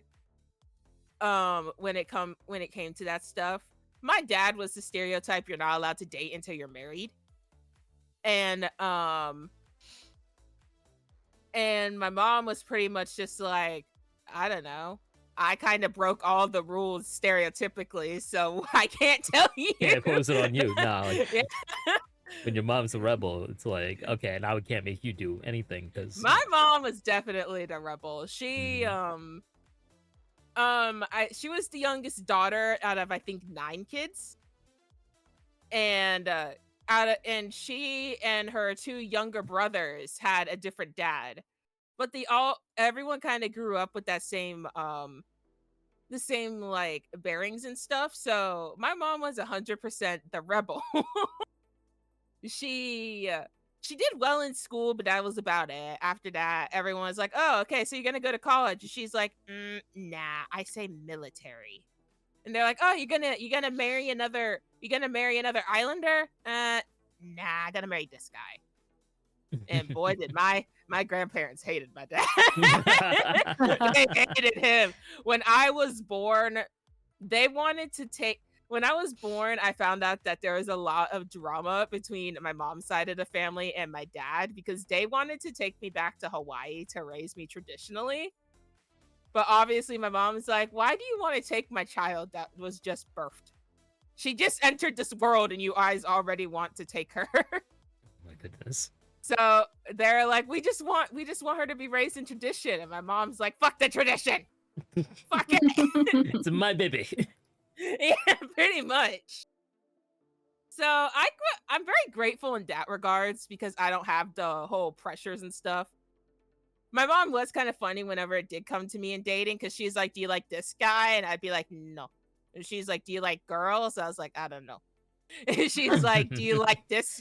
Do you like this girl?" I was like, "I just said I don't know." And she's like, "Do you want to marry this guy?" I mean, we went from liking to marriage. What? Like that would just be our normal conversations whenever it came to like stuff like that. For Mayuri and Ada, I would both ask the question, also combined with this question from Firedale, who says, does that familiar pressure make you not want to date at all? Or are you just willing to work on ignoring that and just be happy yourself? Well, I'm married, so Yeah, but like, I'm not. like prior to that, obviously. No, for me, I didn't have any pressure with that just because my my parents watched a lot of Lifetime and the news channel, and everyone was always constantly, well, females in particular were always kidnapped or hurt or worse, right? And my mom's like, no, no marriage, no nothing, no dating, no boys, no nothing. The only person that you can trust is your father. I was like, huh? What about my brother? He's like, well, we'll see what happens when he gets older. He should be a good kid, but we'll see what happens when he gets older. I was like, huh? He's like, well, for now, you could trust him, but when he gets older, we'll see what kind of person he turns out to be, because we had family friends, and their boys, they were very they were also Viet, and they were relatively pretty good kids. But then as they got older, they went into gangs and all this other shit, and that's why my mom's like, we'll see when he gets older. I was like, oh damn, it's like that. Jeez. So yeah, I didn't have much pressure to it because my mom was deathly afraid that anyone would try to hurt me. Dude, that is wild. Just the like, yeah, I don't have any involvement with this. We'll see how he turns out. I was like, Jesus Christ. It was probably a huge point of worry, though, I imagine. Yeah. Mayuri, are you feeling any pressure at all currently? I want to say, so like, my parents have never been the type to like directly pressure any of us to like get married or like start dating. And they're not the type of they're not the type of people who have told us like not to date either. They're very kind of just like, we'll teach you the best way you can. You hopefully find a good person to be your partner. And that's pretty much it. I think what there is, though, is this sort of indirect pressure in that, especially from my dad, he kind of constantly feels that he's in competition with his older brother. And us, my sister and I, being like the two adult siblings, we definitely have a lot less dating experience than all my other cousins. And my cousin from my dad's older brother now is actually getting married in August, and she's going to be the first one in our in our generation to be getting married. And he kind of feels that like especially in in Filipino culture where family is a very high value, and part of what is considered successful is having a relationship and having your own family. So he hasn't said anything directly, but I can definitely tell that he feels that he is in he's losing compared to his falling brother behind. because of us as his children. And my mom, she has always said that I'm always proud of you no matter what you guys do. I'm just worried what the rest of the family is gonna think about you, and I don't want you guys to feel that you're being left behind. But me and my sister, we've talked about it, and we don't feel any sort of pressure or in any competition with our siblings, or with our cousins, I should say. And we kind of had to talk to her, and it was more her projecting that she also feels that we're kind of falling behind because our other cousins in around our age range, they're getting married, they're in serious relationships, they are farther in their career, whereas my sister just got her first boyfriend. I've never had a relationship. I am doing this whole content creation thing, which is a very big fear for them. And then my sister, even though she is in the medical field, she's also still kind of jumping around between different jobs and what she really wants to do. So while they are super supportive, there's definitely this sort of indirect pressure because they're kind of worried about our success. Mm-hmm. But I'm just kind of oh, go ahead. No, finish your thought. I was just gonna talk to the second part of your question. I don't think this is necessarily makes me want to get married any faster or deters me from wanting to get married. I'm still very much in that I want it to happen, but I'm not necessarily hunting for it, and if it happens, it happens. I definitely relate to that in some degree because I know that both sides of my family are they're benchmarking because I'm one of the older ones, and I am no closer to getting married now than it was 5-10 years ago, for being honest, and I'm 34. So but there's definitely the sense of especially in my family, it's well, you don't move on in your life until you get married.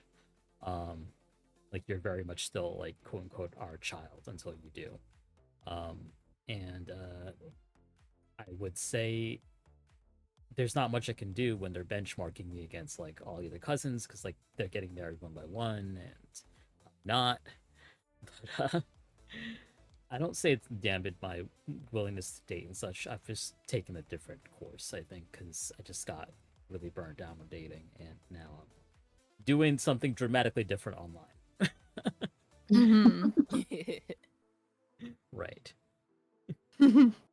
we will talk a little bit more about content creation and sort of the career of content creation, because I think that will be an interesting sort of segue into the end of the podcast. But before we move on, does anyone have any sort of final closing thoughts on the parenting, dating, and relationships aspects of things? I did have one more question about relationships actually and stereotypes, but before I ask it, I suppose I could just, if anyone wants to hop in on anything else. If not, let's talk about online dating. So, question for the chat in general. Have you ever done online dating? And if you have, what are some things that crop up prominently as an Asian American, for the panel, especially woman on these apps? Have you had anything that you would want to say is maybe exceptional or maybe problematic about online dating as an Asian person? I'm scared to use those apps. I'm gonna be real. You've been watching those Lifetime movies. No, my friend. Okay, so I have this friend, who is in her 30s, beautiful girl, but unfortunately, because sometimes weight plays a factor into whether somebody wants to marry you or not, from like our cultural backgrounds, she's having trouble finding a husband. And she's been on all these like apps like Muzzmatch and God knows what else, and she talks to like all these different guys, and then at first they all seem very, very nice and like very respectable men and yada da da da. But then they see, what she looks like fully, and they're, not happy with her weight or this, that, and the third, or they don't like this, or they don't like that, or they just have terrible personalities and we're hiding it, and it's just too many like unknown factors. I feel like it's very terrifying. I bet. Yeah. Mind you, she's not overtly like, she is a very, like I said, very beautiful girl. She's not like crazy big or anything for them to even be feeling that way towards her. Like, I definitely think I'm bigger than she is. Or like we're about the same. And she is just, and she's a wonderful, sweet girl. Like, so sweet. But I've seen the things that these apps have like the effect that they've had on her, and I'm good. It definitely forms a warped perception of people, especially when you can just like swipe and dismiss people at the flick of a finger. Yeah. It makes you like the pickiest, like most like little shit like prince in the world. on these apps. Yeah. And I think like online dating as a whole isn't the worst thing in the world, because I've been through that. Yeah. But I will say, when it comes specifically to the apps, there's a certain type of like mentality people go onto these apps with that isn't 100% like prevalent in online dating as a general. It's like specifically when they go towards these apps, they have this mentality, and I don't know what it is. Like, I agree. The apps are scary. yeah. I've ironically done online dating once, but I've never used the app. I ended up dating someone I met over Discord, which was a bad idea. Oh yeah, please do not date anyone you meet over Discord. Yeah. I met him through Discord, and what should have been the first red flag was when he thought I was a prize to be won. And I was like, huh? I'm a what now? Yeah. Like, as soon as he found out, like, what my actual race was, he was just like, oh, so you're a prize. I was like, I should have. Oh no. What? As soon as he no. found out what my race was, I was like, yeah, I'm mixed. I'm African American and Samoan. And he was like, Samoan. And he actually knew what Samoan was. So he was like, oh, so you're a prize. And I basically just put you on my trophy shelf. And I was like, boy's looking you through his Pokedex like, oh, I haven't caught one of these yet. No! Oh my god. A rare I was- Pokemon. Oh, This was at the very beginning of our relationship too, so I didn't know how to respond to it. I was just like, I'm a what? Huh? I do what? Like, my brain was flabbergasted. The relationship didn't last long. It lasted Oh, I like a bet it few didn't months. last No, long. I bet, yeah. It lasted like 2-3 months, I want to say. Or no, maybe it was like half a year. I know it wasn't fully Have a year? Allie. It did. I don't. Well, it was How hard do you make it online. work for that prize? How hard? Very Those hard. I rose made the tinted man work. glasses go hard. Well, you see, when we were in the relationship, shit, I don't remember what he was exactly. I know he was a Latino, but I don't remember like which Latino he was. I want to say Mexican. And he talked a lot about his heritage and stuff. So I was like, oh. So whenever I'd bring up my heritage and stuff, he didn't bring up the prize thing after the first time. So I was just like, that was just a weird first time thing. But after that, when it came to other people being interested in me, he would start kind of like showing me off as if I was a prize. And we never met in person, by the way. This was all through Discord. And the reason why we started dating is because before that, I was in a bunch of toxic relationships. So, and my friends were saying that if I dated him, even if it doesn't work out that way, that sorry, I saw what Lila said, and I was just like, yeah. I like But, the comment that says not just a red flag, that's the entire red color guard, the marching band. But so all my friends were saying that if I dated him, he'll at least like show me what it's like to be in a healthy relationship. So I was like, I mean, I guess I'll give it a shot, you know, why not? Kind of like a YOLO moment, because I was young. I want to say this was when I first got diagnosed with my illness. So I want to say I was around 19, 20 years old at the time. Mm-hmm. So I was baby in terms of adults. And when we started dating, I was kind of just like, you know, I guess it's okay. But everything was online, so it's kind of yeah. But then after the kind of like effect wore off where everybody kind of knew I was taken, and he didn't really have anyone to show and he didn't really have anyone else to show me off to, because, well, you know, it was a small Discord community to start with, so Oh, okay. No wonder you thought you were a prize, because you were like you were one of the ladies in the Discord. I was one of the only ladies in the Discord. Okay, and at now that, I understand. But this was back when I didn't mind showing my face too, so he actually got to see what I looked like. Fair. So when he didn't really have much competition anymore, to kind of allure kind of ran dry.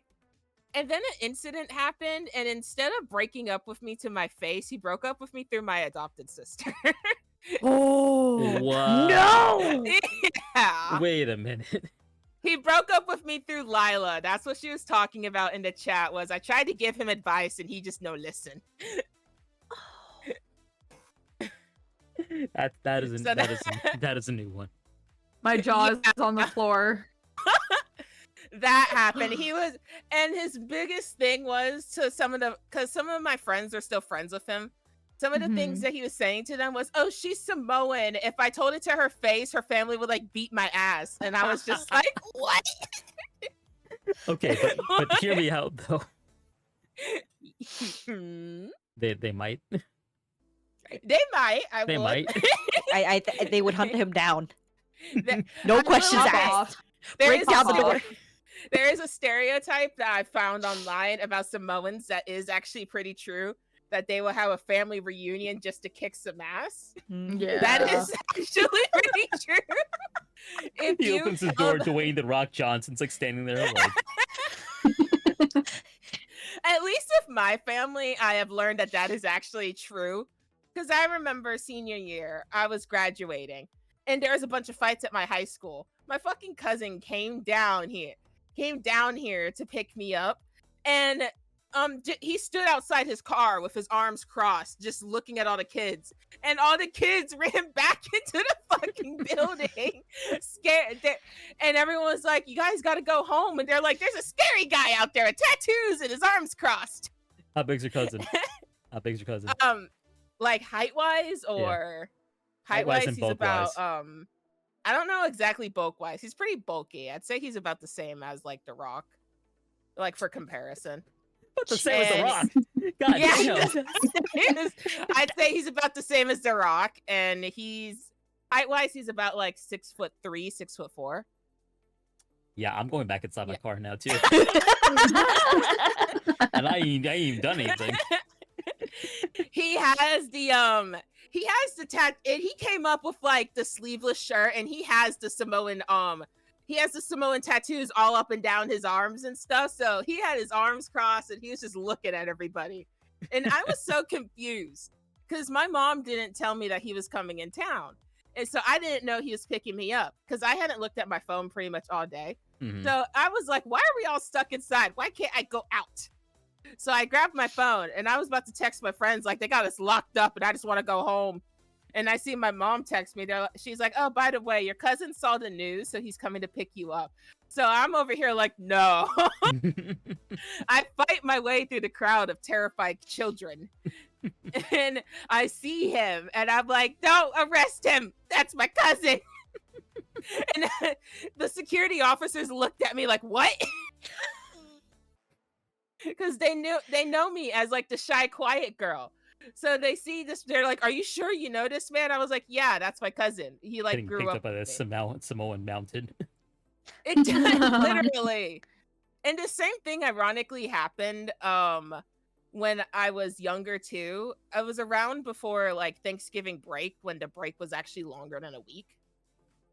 Um so my family came to come pick me up, and it was him again, the cousin I just talked about, and it was my other cousin who's he's not as tall, but he is very bulky. But and they were outside the car because they were college students, so they were kind of just fucking around with each other, waiting for me to get out of school. Hmm. And this is when I was like a little kid. So naturally, when all the little first and second graders came out and they see ready to go home, and they see these two college Samoans messing with each other, they all got scared and ran back inside. Like they all ran screaming, and all the teachers were like calling like security and stuff. And but they were looking at each other kind of confused, and my mom was laughing because she was like, "I knew this would happen. It's like they've never seen a buff guy before." And That is hilarious. and they saw my mom, so they're like, "Elena, go straight to your mom." And I see my cousins, so I bolted to my cousins, and they're like, "No, that's the bad ones." And I was like, "But that's my cousins," and they just looked at me like, "What the fuck?" That is so funny. I did want to delve in with the remaining time we have. We have about a half an hour, maybe a little less to go, because I want to give you guys an opportunity to do some plugs as well. I did want to talk a little bit about content creation and VTubing, and sort of the decision to pursue this, even if it's just as a side gig or a side hustle. So for the first question is, do your parents know you stream or make content? Whether they do or don't, how would they view pursuing something like content creation full time? My parents don't technically know I'm a streamer. Like, my dad knows very base, like, small amount that I stream, but like outside of that, my parents don't really know what that is. They don't really know anything about streaming. And the only reason they know is because the one time that they helped me on my taxes like 7 years ago or some shit, and like they had to help me put it in. But yeah, no, they don't know a whole lot. The only person that really knows in my family, like 100%, is my brother. But that's because he also does like stuff, so we both just keep each other secret. Oh, that's adorable. Yeah, Aw. and then just boost each other too. We're just like, hey yo. But Is he also like a content creator, or? he used to do YouTube for a bit. Now he makes music. Cool. And things like that. Yeah. And so so I don't tell my family that he makes music, and he doesn't tell them that I am a streamer, let alone a VTuber. I'm an anime girl on the internet. Pretty much, yeah. I'm like, yeah, no. But you know, like they don't really know, and I'm not really big on telling them either. I'll just tell them that I'm busy with things and whatnot. But like whenever I do a stream or whatever, but yeah, it just really comes down to the fact that like they don't know. But if I wanted to pursue this as like a career, all they want is for me to be happy, which it took me a long time to understand that, because you know there's always that pressure of be a lawyer, be a doctor, be whatever, right? And it really took me until like I want to say a year ago to like finally get like the understanding that that they just want me to pick a career that I'll be happy in. So I think they would be okay with it ultimately. As long as I didn't tell them all the details of the, you know, the degen behavior and everything. Yep. I'll go last for this question because I got like 4 different perspectives together. I got like 4 people that I got like 4 4 parents here now. That's the wildest picture book. Allie has 4 parents. I suppose that is kind of weird, but I'll explain that whenever I explain the whole deets. Ada or Mayeri, how about you guys? Okay, I'll go. Last time I cut her off, I kept doing it for like every question. I felt really bad. My mom absolutely does not know that I do streaming or VTubing at all. Because originally I was afraid to stream. I used to be a flesh tuber way back when. All those videos are now gone. And it just left a very sour taste in my mouth. So I was just like, you know what? It's okay. I'll just be a lurker, chatter, a mod, whatever. It'll be fine. And then like once VTubing started becoming more and more of a thing, I was like, oh, this is kind of cool. I think I'm gonna try this out, and I really really enjoy it. So I just kind of do this as a side thing for now. My brother probably knows about it, but we kind of just leave each other's lives alone, and we just let the other do their own thing.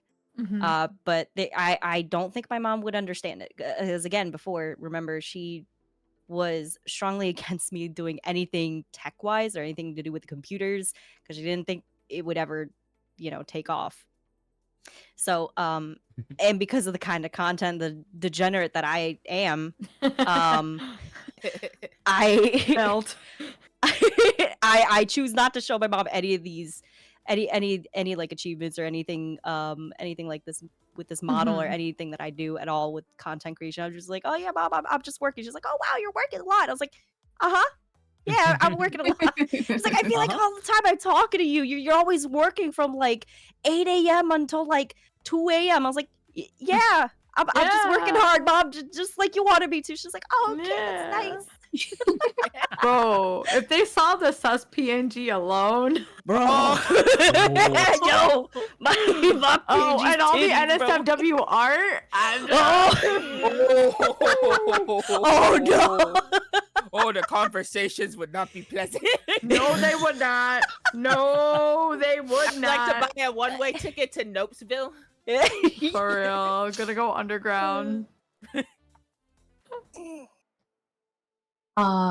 So everyone in my immediate family knows. Ooh. They know I'm a streamer. They know I do YouTube. Damn.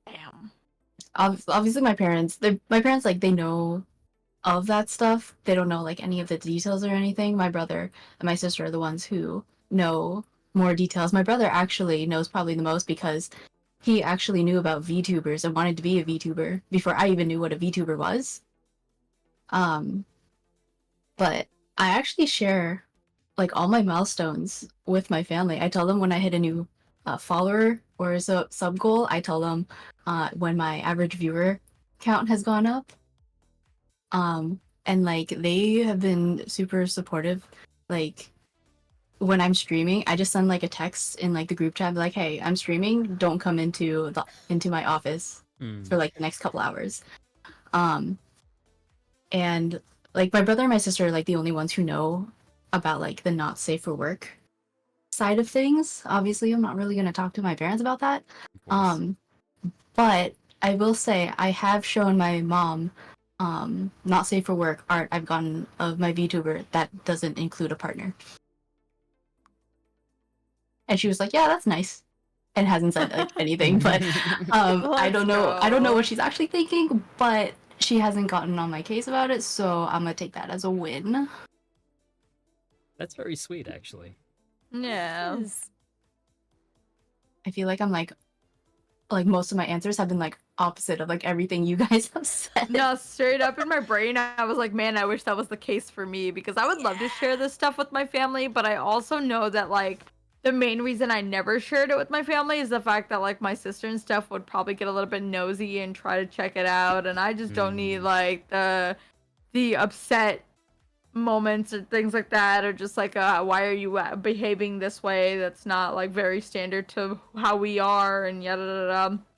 Because for sure, how I am around my family versus like friends and like VTuber space and things like that are completely different. Like I'm very much more reserved and things like that with my family, and like we make jokes and we have fun and we do whatever, but I also keep this side of myself, this more degen like streamer side, very much under wraps.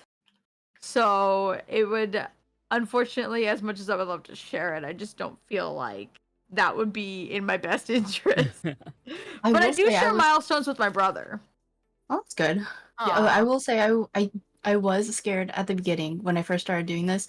Like before I became like a VTuber, like a streaming VTuber, all I was doing was audios on YouTube.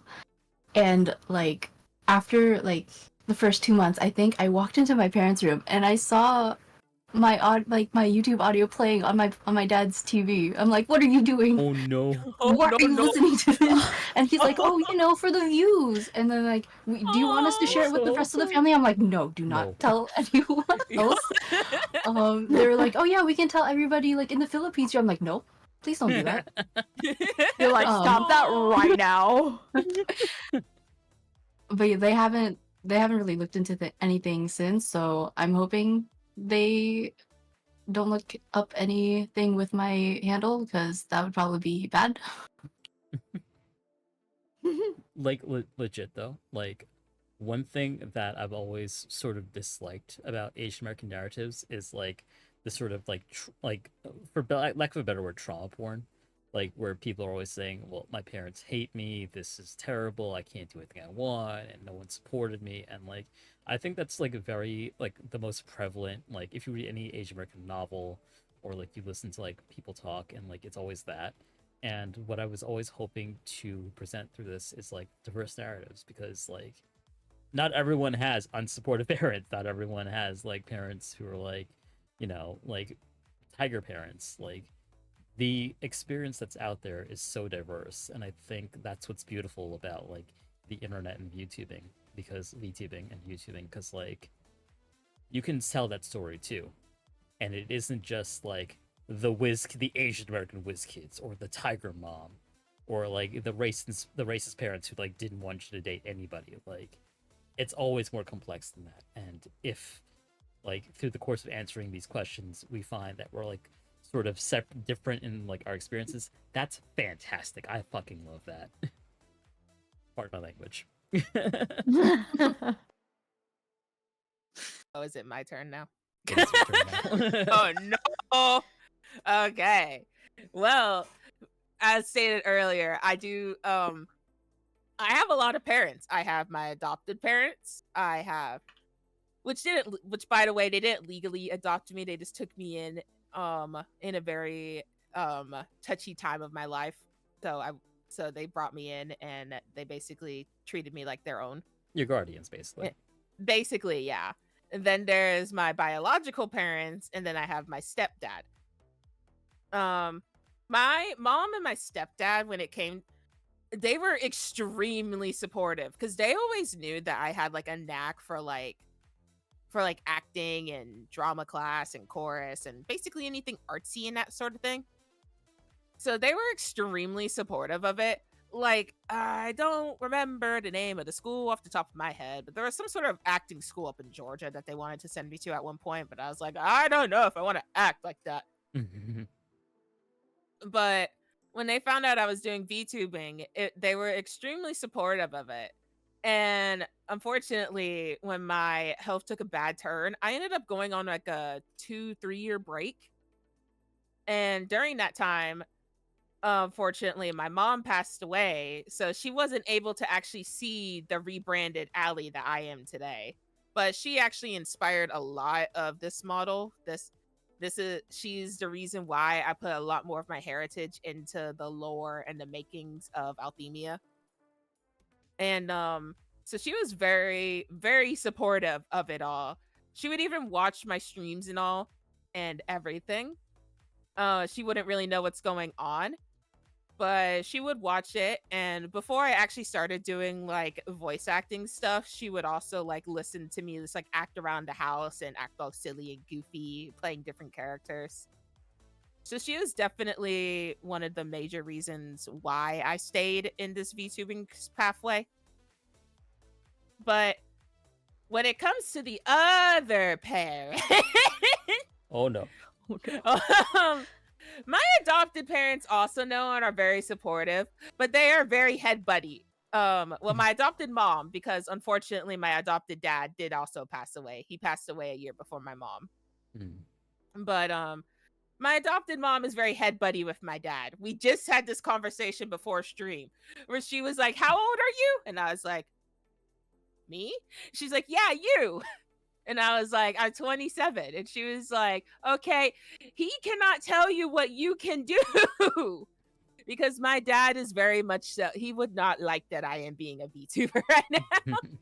He would hate it. He would probably, unfortunately, as much as I like to joke around about this, he would probably honestly disown me Oh God. if he found out. Like, he very much so would not even give it the time of the day to think about like how much this has changed me for the better as a person. He would just be like, "Okay, bye." He'd give me the 5-hand salute. But um my adopted mom is always reminding me about like, I'm an adult, I can do whatever I please and just deal with the consequences as a normal adult would do. And everyone has pretty much agreed when it comes to family wise that VTubing has helped me a lot, especially just working with other content creators and working on their ASMR videos too. I get to meet more people because since I am sick, I don't get to go out the house a whole lot. Which is obviously an issue when it comes to like mental health. Of course. So, being able to interact with other VTubers, even on a, well, quote unquote professional, because let's face it, we're VTubers. What is professionalism? No idea. But No clue. but even when I'm like working with them and helping them like with their audios and stuff, or we're collabing or whatever the case scenario may be, I get to actually still interact with new people.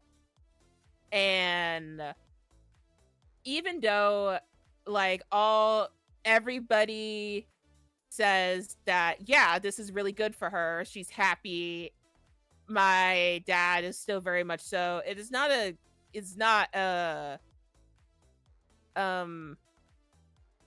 guys know the TikTok videos of the one Asian dude who's always acting like the stereotypical Chinese dad, and he's always, and when in one of the videos, like, he was acting out like his kid getting kidnapped, and his dad said, "Good, take him. If I was going to kill him anyways because he got a B on a test or something like that." And the kidnapper is like, "Hey, what's your dad scared of?" And if you don't give me the money, I'm going to send him to school. And then the dad was like, "Okay, acting school." And the dad was like, "You sick."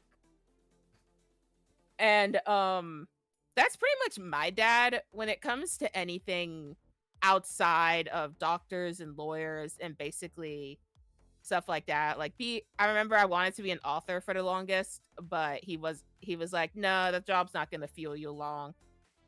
And anything else in like the creative sphere, he doesn't see as a viable option. So being a VTuber online and at that, even though my face isn't shown anymore, because I used to want to be a cosplayer, but I wasn't really liking the attention I was getting, so I decided to be an anime girl on the internet. And even though I'm doing my best to like not put myself out there and using a model and everything, it's still like he's still very much so stuck in his ways. Which is why I was honestly very grateful that my aunt, which is his sister, agreed to actually watch me tonight, because I was like, I want some, because I wasn't able to have my mom watch me, and I know my stepdad doesn't know how to work technology, unfortunately, bless his soul, but technology and him don't go together. Yeah. So I wanted somebody to kind of like talk to about this, and my aunt was instantly like, "Yeah, I'll set my alarm and everything." I was like, "Yay." Somebody's proud of me. Yay. That validation means a whole lot when it comes to this sometimes, because not all of us can get it, you know? Very much so. So to sort of wrap things up, I have one final question for you guys, and it's about the future. And it's about parenting also. Assuming you'd have children yourself, what is your hope for them growing up as the next generation of Asian Americans? I just want them to know that they always have a sounding board. Like, they always have a safe space to come back to and to just like genuinely talk to. Like I'm never going to be upset with them about things that my parents or any other like in a sense I'll never be upset with them about things that they think that one would be mad about. I'm not going to be as strict or whatever. Like I'll obviously have like rules and things like that just like every other parent does. It's part of the territory, right? But I always want my kids to feel like they can come and talk to me about something and actually use that as an opportunity to grow, like a learning moment, rather than, get upset at them, lash out, or maybe, just act like I'm punishing them or something. Like I never want it to be a negative experience, like as much as possible, I think that's very valid. Yeah. I'm choosing not to have kids just for my own health reasons. But if anything were to happen and I do end up with kids, I 100% agree with what Safi says. That's exactly the type of parent I'd want to be, and how'd I want my kids to feel. Mm-hmm. I think it is very important, like, for young Asian Americans going forward, because it is a rough time out there for young people, Mm-hmm. and I think it's only going to get rougher, unfortunately. But I think that Yeah. I really want them to feel secure in their identity, Mm-hmm. and to not feel like they have to be 100% like American, whatever that might mean to them. Yeah. I also definitely want to stop like generational trauma with me. Stops here. It Yep. ends here. Yeah, I just no more. It has such a huge effect when like that trauma keeps being passed down over and over and over again. And my parents, obviously my parents didn't have a guidebook. Nobody really ever has a guidebook per se on how to raise a kid. Not even like the most well-written book could tell you how to parent your kids. That's like a personal thing. It's a personal journey. But I definitely don't ever want to take any of the trauma that's been passed down through like generations in my family and impose that on my own children. Mm-hmm. Because I know the effect that had on my parents. I know the effect that had on me. Like, I know the effect that had on my siblings and things like that. And we're stopping that with my nieces too. Like, we're not passing it on to my nieces. And I hope to do the same with my kids in the future, is to not pass that down, to be there for them, guide them, nurture them, and help them, be more secure in themselves and their identities. Yeah, like going off of that, I definitely want to be like someone who isn't so focused on pleasing the ancestors, but be someone my descendants can be proud of and look to as kind of like an example. And I definitely want to kind of, if I had kids, like I actually am thinking like whether I want to like adopt eventually. So like whether they're Asian American or whatever race they end up being, if I were to go down that route, I just like want them to know that no matter what they do, that it's okay for them to explore. It's okay for them to, make mistakes, and just like really see what they want to do instead of like what they think is expected of them. Breaking the "what will other people think" mentality is, I think, so huge. Like, just freeing them from that. Like, that is the biggest thing that like affected me growing up, and I really do hope that like other kids don't have to feel that kind of pressure to like conform to a community standard or a cultural standard. Like, at all. Yeah. And that's very well put, my RA too. I agree with that 100%. Sorry. I was going to talk, but then I Yeah. saw the comment of what if their mistake was setting off a volcano. And it reminded me of when I first met you, Atra, how you kept making that darn volcano joke. Be nice, stinker. It threw me through a loop, so my train of thought went, what was I gonna say? But I'm pretty much the same way. I don't want kids for a mixture of I don't think I can handle a mini me, and for health reasons. Like I'm already a handful to myself, so like I think I'm gonna end my craziness with me. But Yeah, let's if say I were, you have a niece, like an Asian American niece or nephew. I would ironically in the Samoan culture, we don't have second cousins. So my cousins' kids are my nieces and nephews. Mm-hmm. Mm-hmm. So I kind of, and even with my nieces and nephews from my adopted family, I kind of, when it comes to like I do like to start young with like the stereotypes and stuff. Like there was a moment earlier within this school year, one of the kids was actually saying a Chinese racial slur, and he thought it was hee hee ha ha funny, until I had to actually like sit him down and explain to him. I was like, no, that's not. That's the equivalent of saying the N word basically to a Chinese person, and he looked at me mortified. So I do kind of like to like instill into my nieces and nephews, the ones that aren't from my adoptive family. I do like to show them like the kind of like break the stereotypes with them. And when it comes to my actual blood relatives, nieces and nephews, I do like for them to know that they don't have to, follow in tradition and stuff.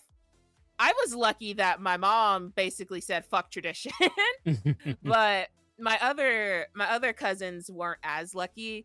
One of my cousins actually broke away from the family because he didn't want to follow in tradition. It was so strict to him.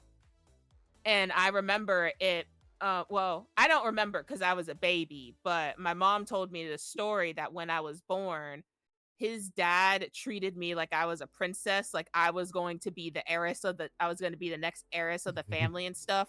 Mm-hmm. But he treated him like absolute trash. And because he was if we're going stereotype wise, he was a branch family member and I was a part of the main branch. If we're going like that far into like the deep familyness of my family. Right. But so he was treating me like I was basically the next head and all that stuff, and treated him like absolute trash. And I am so lucky to this day that even though my cousin broke free from the family, he still talks with me. Because if I was my cousin, I probably would honestly hold a little bit of a grudge towards me. Mm-hmm. And I'm very, but my mom pretty much took him in when he turned 18. So I think that's why he doesn't hold a grudge. But when it comes to my other ones, I very much so kind of want to break all the stereotypes that's been instilled in us throughout the years. Cause I know it's super hard for my I know it was easy for me because my mom was crazy. But I know it's not so much easy for them because their parents still live in those strict worlds. So I do kind of want to break the, like as Safi said, I want to break the generational trauma when it comes to them. And so far my cousins are also on board with that, kind of breaking the generational trauma. And when it comes to the others, when it comes to like their parents are also kind of getting on board with it, kind of saying, oh no, this probably wasn't the best way. We should probably do better for our our grandchildren. So I am glad that they're heading in that direction. And I don't know if my mom being a little rebel was what helped them branch off from that. But I am very much glad that my family is kind of like starting now with at least the next generation to starting to turn away from the whole, being, instead of being in a strict and a controlling environment, being a little bit more free and all that jazz. Yeah, I think that's really well put. My OBS just froze a little bit again. It's okay. Little heart attack aside. So yeah, this has been API VTuber Talks, episode 3. We were talking about dating, relationships, and expectations. I think this was a really good discussion about sort of the varied ways in which some of these things manifest, but in the ways in which like people are rising above that, and the way that these experiences that are not universal. Like everyone has different experiences, expectations, and I think that it's making me feel hopeful, honestly, that more and more of these stories will be told as time goes on. I want to give a heartfelt thanks to our panel and give them the chance to plug something. Let us know what you have going on, or what chat might know you might hang on. You got Might- this. One more I time. believe in you. Give a plug and let chat know what you might want them to know about you, and what they might know you for going forward, if you happen to be on hiatus. Starting with Mayuri. Yeah, you can find me on Twitter, Twitch, and YouTube under the same handle. Oh, also on VGen, under the same handle. Mayari Rose is one word, capital M, capital R, and then underscore after Rose. I am currently on hiatus as I'm working on some IRL personal things. But when I do come back, I will probably be primarily focusing back on YouTube, doing audios, and switching streaming to more of a secondary thing. Thank you so much, Mayuri. I appreciate you. Mayuri also helped me revamp my website, so if you have any design needs, make sure you hit her up because she's got a good eye for aesthetics. Aw, you're so sweet.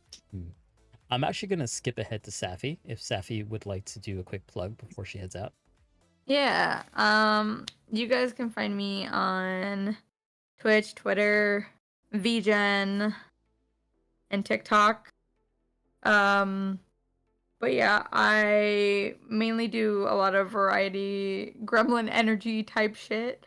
Mind my language. But yeah, you guys can find me there or commission me on VGen. Thank you so much for having me. I really appreciate it, and it was really great talking to all you lovely folks. And yeah. Thank you so much, Safi, for sharing your perspective with us. And as a fellow South Asian American, I really really appreciated hearing from you, because like a lot of what you speak to speaks to some things that I feel as well. So it's always good to hear that. Yeah, I really appreciate you messaging me and getting me involved. I really do. Appreciate it, and I had a really great time. Absolutely. Allie, I'm gonna jump back to you. Alrighty, I'm gonna hop out. Bye bye. Take Hey, care, bye. Safi. Bye bye. That's good night. My brain derped. Mood. I'm Althemia, or as you guys probably heard everyone call me, you can call me Ali for short if that's too hard to pronounce. You can find me pretty much everywhere: YouTube, Twitter, Twitch under Althemia VT. My ASMR channel though is under Althemia ASMR. Although I am on hiatus from there, I do want to go back to making ASMR videos because I honestly really did love it. It's just I'm kind of scared considering YouTube has a gun towards all ASMR heads right now. Yep. Poor Atra. It's okay. It's okay. And I pretty much do mostly my main focus is like live streams and editing other people's content. I do a lot. I play a lot of visual novels as of lately because the indie games have been catching my eyes. I think that's about it. I mean, I do have another AAPI stream tomorrow, but that's a different one. Yeah. So that'll be Manta Ray's AAPI showcase. Manta will be on the next episode of this podcast, believe it or not. And I was on that pod last week, Saturday. So we support each other in this house. Yeet, yeet, yeet, yeet. But yeah, make sure you guys check out Allie. Allie is a accomplished ASM artist, does really good editing as well. Check her out if you need an editor. And Allie, thank you so much for your enthusiasm and the wonderful stories. It was really, really fun to hear from you. Thank you very much for having me. Shredder, AAPI stands for Asian American and Pacific Islander. In the United States, the month of May is dedicated to recognizing the contributions, history, and life of Asian Americans in the United States, of which everyone here is a part of. Last but not least, Ada. Oh shit, that's me. I didn't prepare. Hold on, where are my index cards? Fuck. Y'all can find me on Twitch and Twitter under the same username, @admin_XO. I have a YouTube channel that I don't really post too much on. I've been trying to explore different kind of content. I have like one little ASMR thingy there. Some spooky game. I think I have Level Company on there. I'm trying to figure out what I want to do with it. I also got that gremlin energy, so pretty chaotic. I scream a lot.